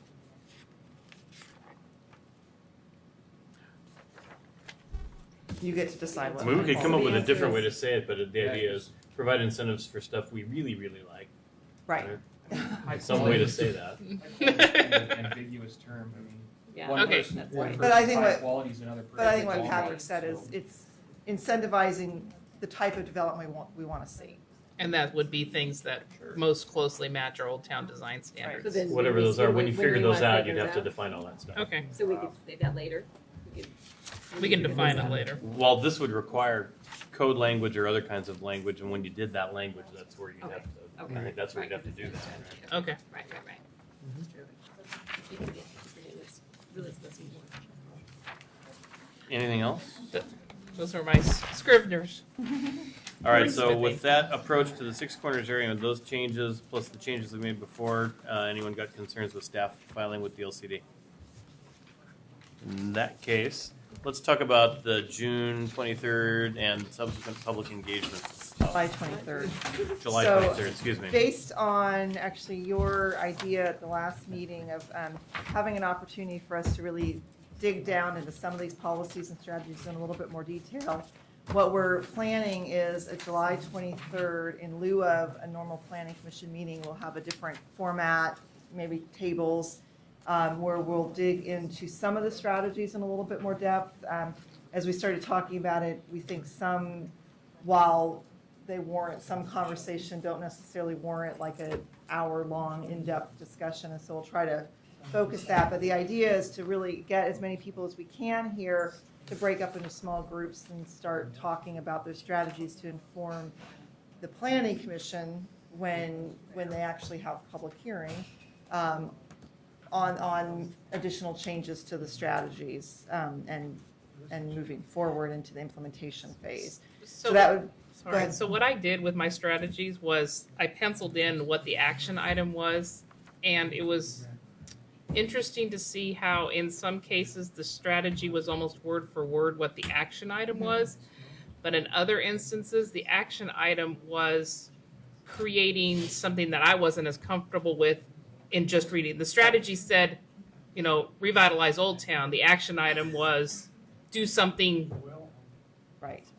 specific that I wasn't as comfortable with. And so if we could have on some of these more controversial or questionable strategies have suggestions of what the consultant felt the action item would be based on that strategy would be very helpful to me. Yeah, and what I'm hoping to get out of this is both that, are there, still red flag issues based on these additional changes? Discuss a little bit about the recommendation from the consultants on what that might mean, but really starting to lay the foundation for that phase 2 work plan. What do you think is really important? What do you think isn't important? And really start working on those details. And again, I think that will inform the Planning Commission and the council when they go to public hearings. So the plan is July 23rd from 6 to 8, I believe, is what we decided. In lieu of a 6 to 8:30, you said. 6 to 8:30, that's right. In lieu of a normal planning commission meeting, we'll have a public work session, if you will, for lack of a better word. We will send notice out probably via postcards and hope that our active citizens will spread the word as The well. electronic, and we'll make sure the electronic system is working so that We will. that goes out. I will share the comment and hope that it will get heard. Yeah, I mean, we'll I think someone outside the building should try and get in and do it. That's what I try and do Yeah. personally, is I try and go to the website and find it. Yeah, I think the issue that Lori was talking about is there's the Mailing updates list. that you used to get emailed out before meetings, and that may have gotten broken or something like that when the web updates were done. So I'll check with IT and see what's going on with that. Are you going to have a booth at the Robin Hood Festival or some sort of? I've seen them at the Robin Hood Festival, booths with the city staff in there with at least a map and some handouts for people. We actually haven't talked about having anything at the Robin Hood Festival. We've talked about Music on the Green, having some booths. So we'll see. We'll talk about outreach opportunities to sit And following up, I think, on Lori's comment, I'd be willing to spend some time in a booth. I'm sure others of us would as well, if that would be helpful. Okay, I'll definitely talk about that. So also I handed out this evening the public notice draft. It's it's not perfect, but we got some things that we legally have to provide information on. We're trying to really get the gist of what it is that we're doing. We don't want it to be a book. We want people to read it. And so this is kind of an attempt to briefly, say there's a hearing, here's the proposal, here's the process, discuss a little bit about the boundary. I added a box on the bottom. This is kind of getting at Patrick's issues where just to kind of say, this decision's being made will set the stage for future decisions. It's important to review and provide comments, but then also this isn't the last time you're going to want to pay attention. There's going to be future decision-making points throughout the process. A little bit of information on the ways to participate with some legal language that we put in all of our notices. How to find out more about the project, the applicable code criteria. Again, that's a requirement. Staff contacts, and then on the second page is just a summary of what it is, the policies, as well as what the comprehensive plan language is. So it's a lot of text, and I guess I'll just leave it there and get your feedback. The bold red at the top is new, isn't it? Yes, that was Michelle's. Yeah, I like that. that's my favorite part, actually. Okay. Good job, Michelle. I have a question with what we received here with the Julia, do you have another updates. copy? Here. Yeah, there's some. There you go. Thanks. Just for verification, I'm going to look at this and just see what the updates. But this has nothing to do with our next two meetings, correct? That's correct, and that's a really good point, and hopefully the public is listening to this too. Providing input into a planning process, getting ready for a public hearing is wonderful and fantastic, but you need to comment at the public hearings too. So that's where you have that legal basis for appealing a land use decision or doing whatever it is that you want to do. That's where you get your standing. So it's really important, even if you've commented through everything leading up to this point, that when you go into public hearings, you need to make sure that you provide comments and have standing. But you can do that in writing, right? You can do that in writing, yes. And do you need to have standing? Can you appeal a legislative decision? I think you still have to have testified through the process. But I mean, can you appeal a legislative?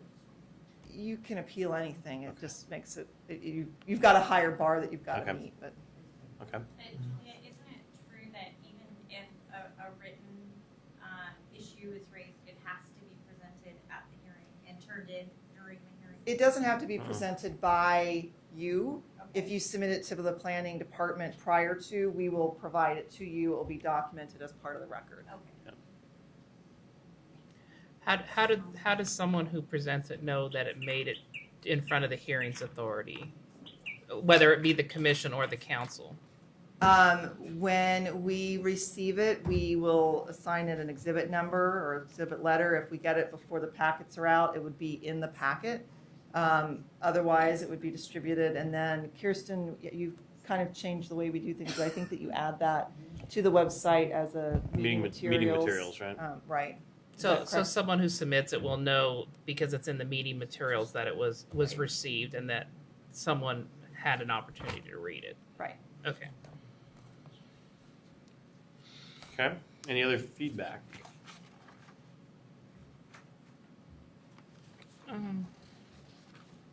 All right, I think it looks good. Okay, and if you think of anything, we're not gonna send this out, this isn't required to be sent out 35 days before, like the DLCD notices, so we'll probably send this out, we'll probably send it out right after that July 23rd meeting, just so we don't confuse people. So if you have ideas or thoughts, I'd love to get the Yeah, feedback. one thought that I have is that people are very visual when they see things.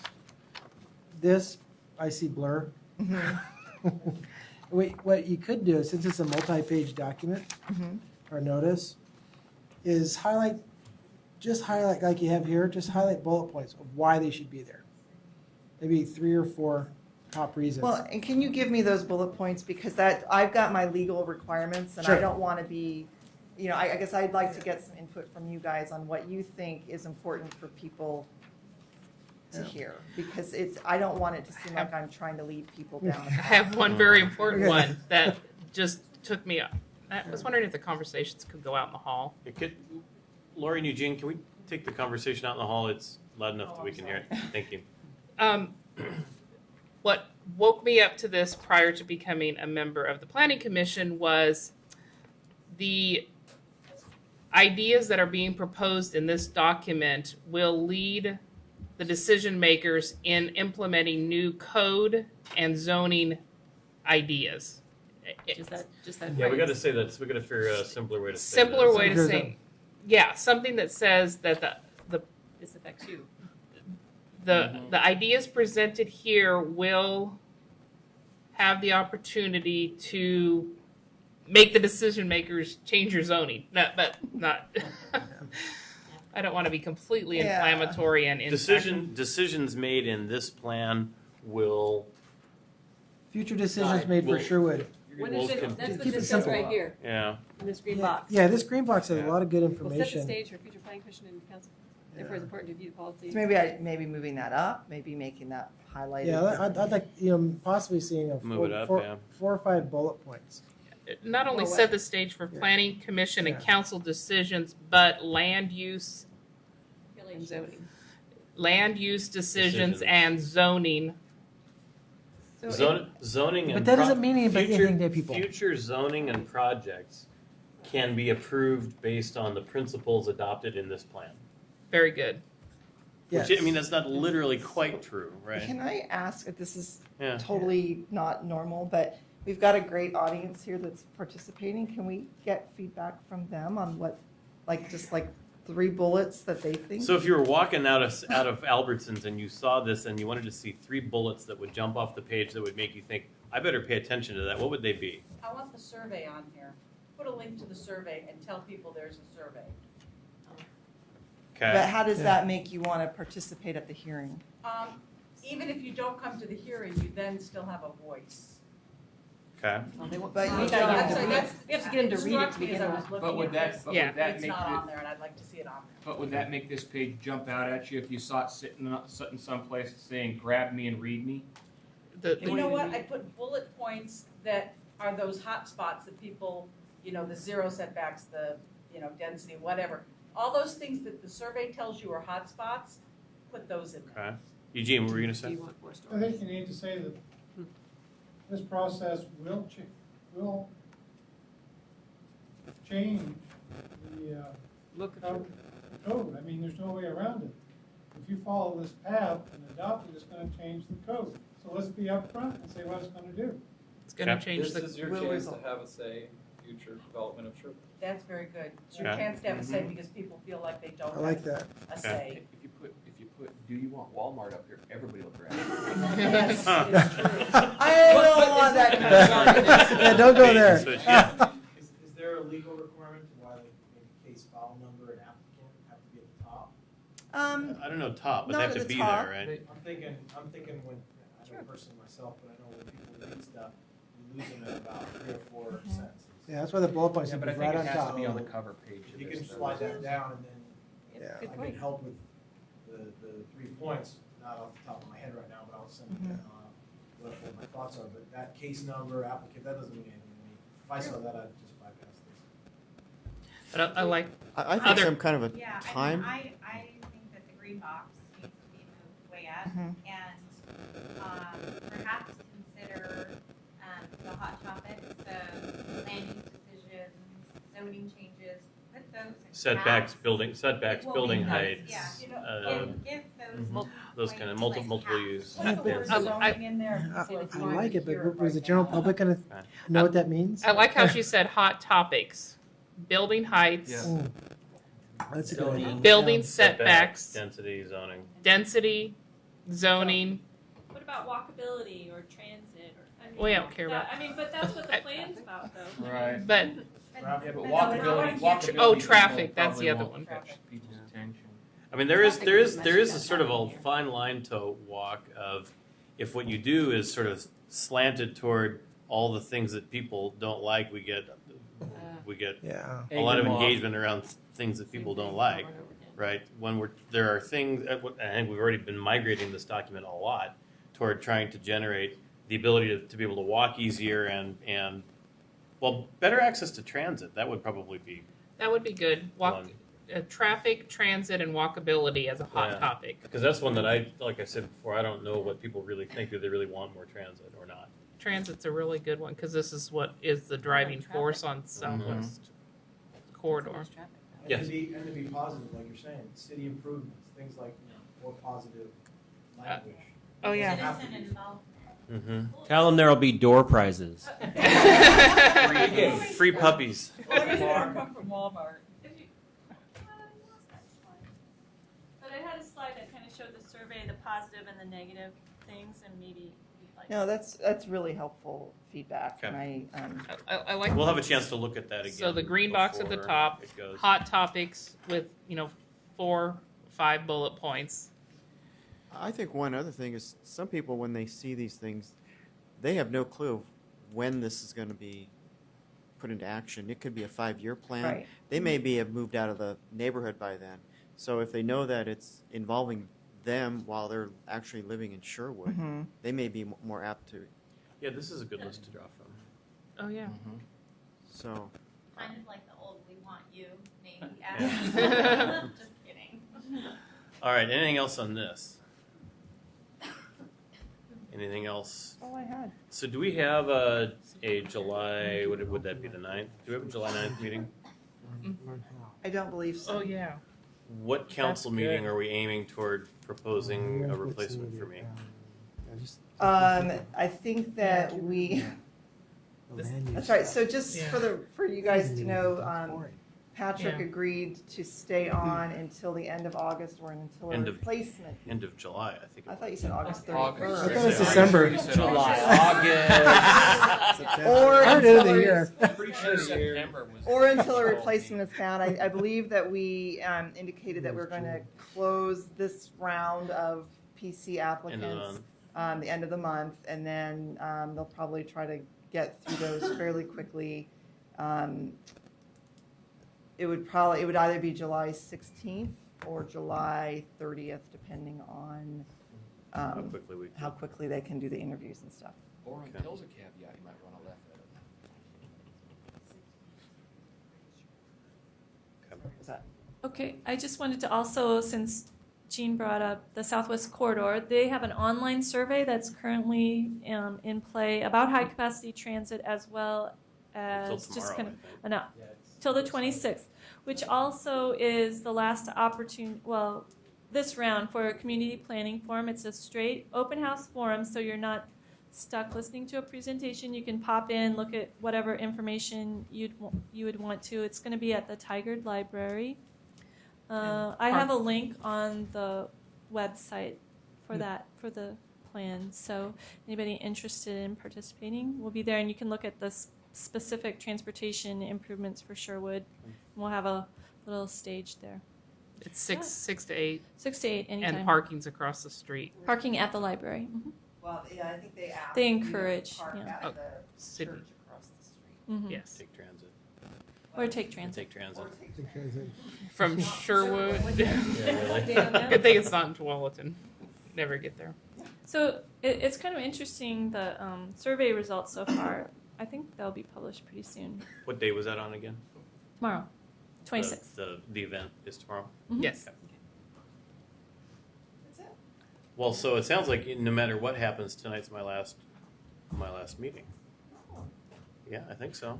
The 23rd. Well, the 23rd's not really a 23rd's a citizen workshop more than a meeting, right? Oh, I think you should be there for that. You have to be there. Yeah, but there won't be an opportunity for me to say it's been fun. And I've enjoyed it a lot, and you guys are a great planning commission. Well, it's You're going to be missed. We don't have to. I was thinking that you had more, or I would have done something a little bit more special. We do. We will. still have next time. How's the application turn out? Good.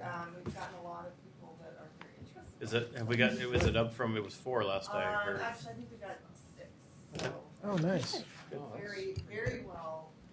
We had 2 that have withdrawn their applications. So we're back down to 4. All right, who got to him?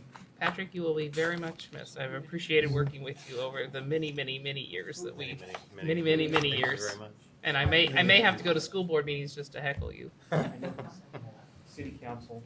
So generally, for the planning commissioner interviews, it's generally the mayor or the planning commission liaison, which is the mayor, the planning commission liaison alternate. That was actually not always the case, but the last few we've done has been the planning commission liaison alternate, Which is Bill Butterfield. which is Bill Butterfield, Mine the doesn't. planning commission chair, which is Pat Allen, and then the planning manager, which is Brad.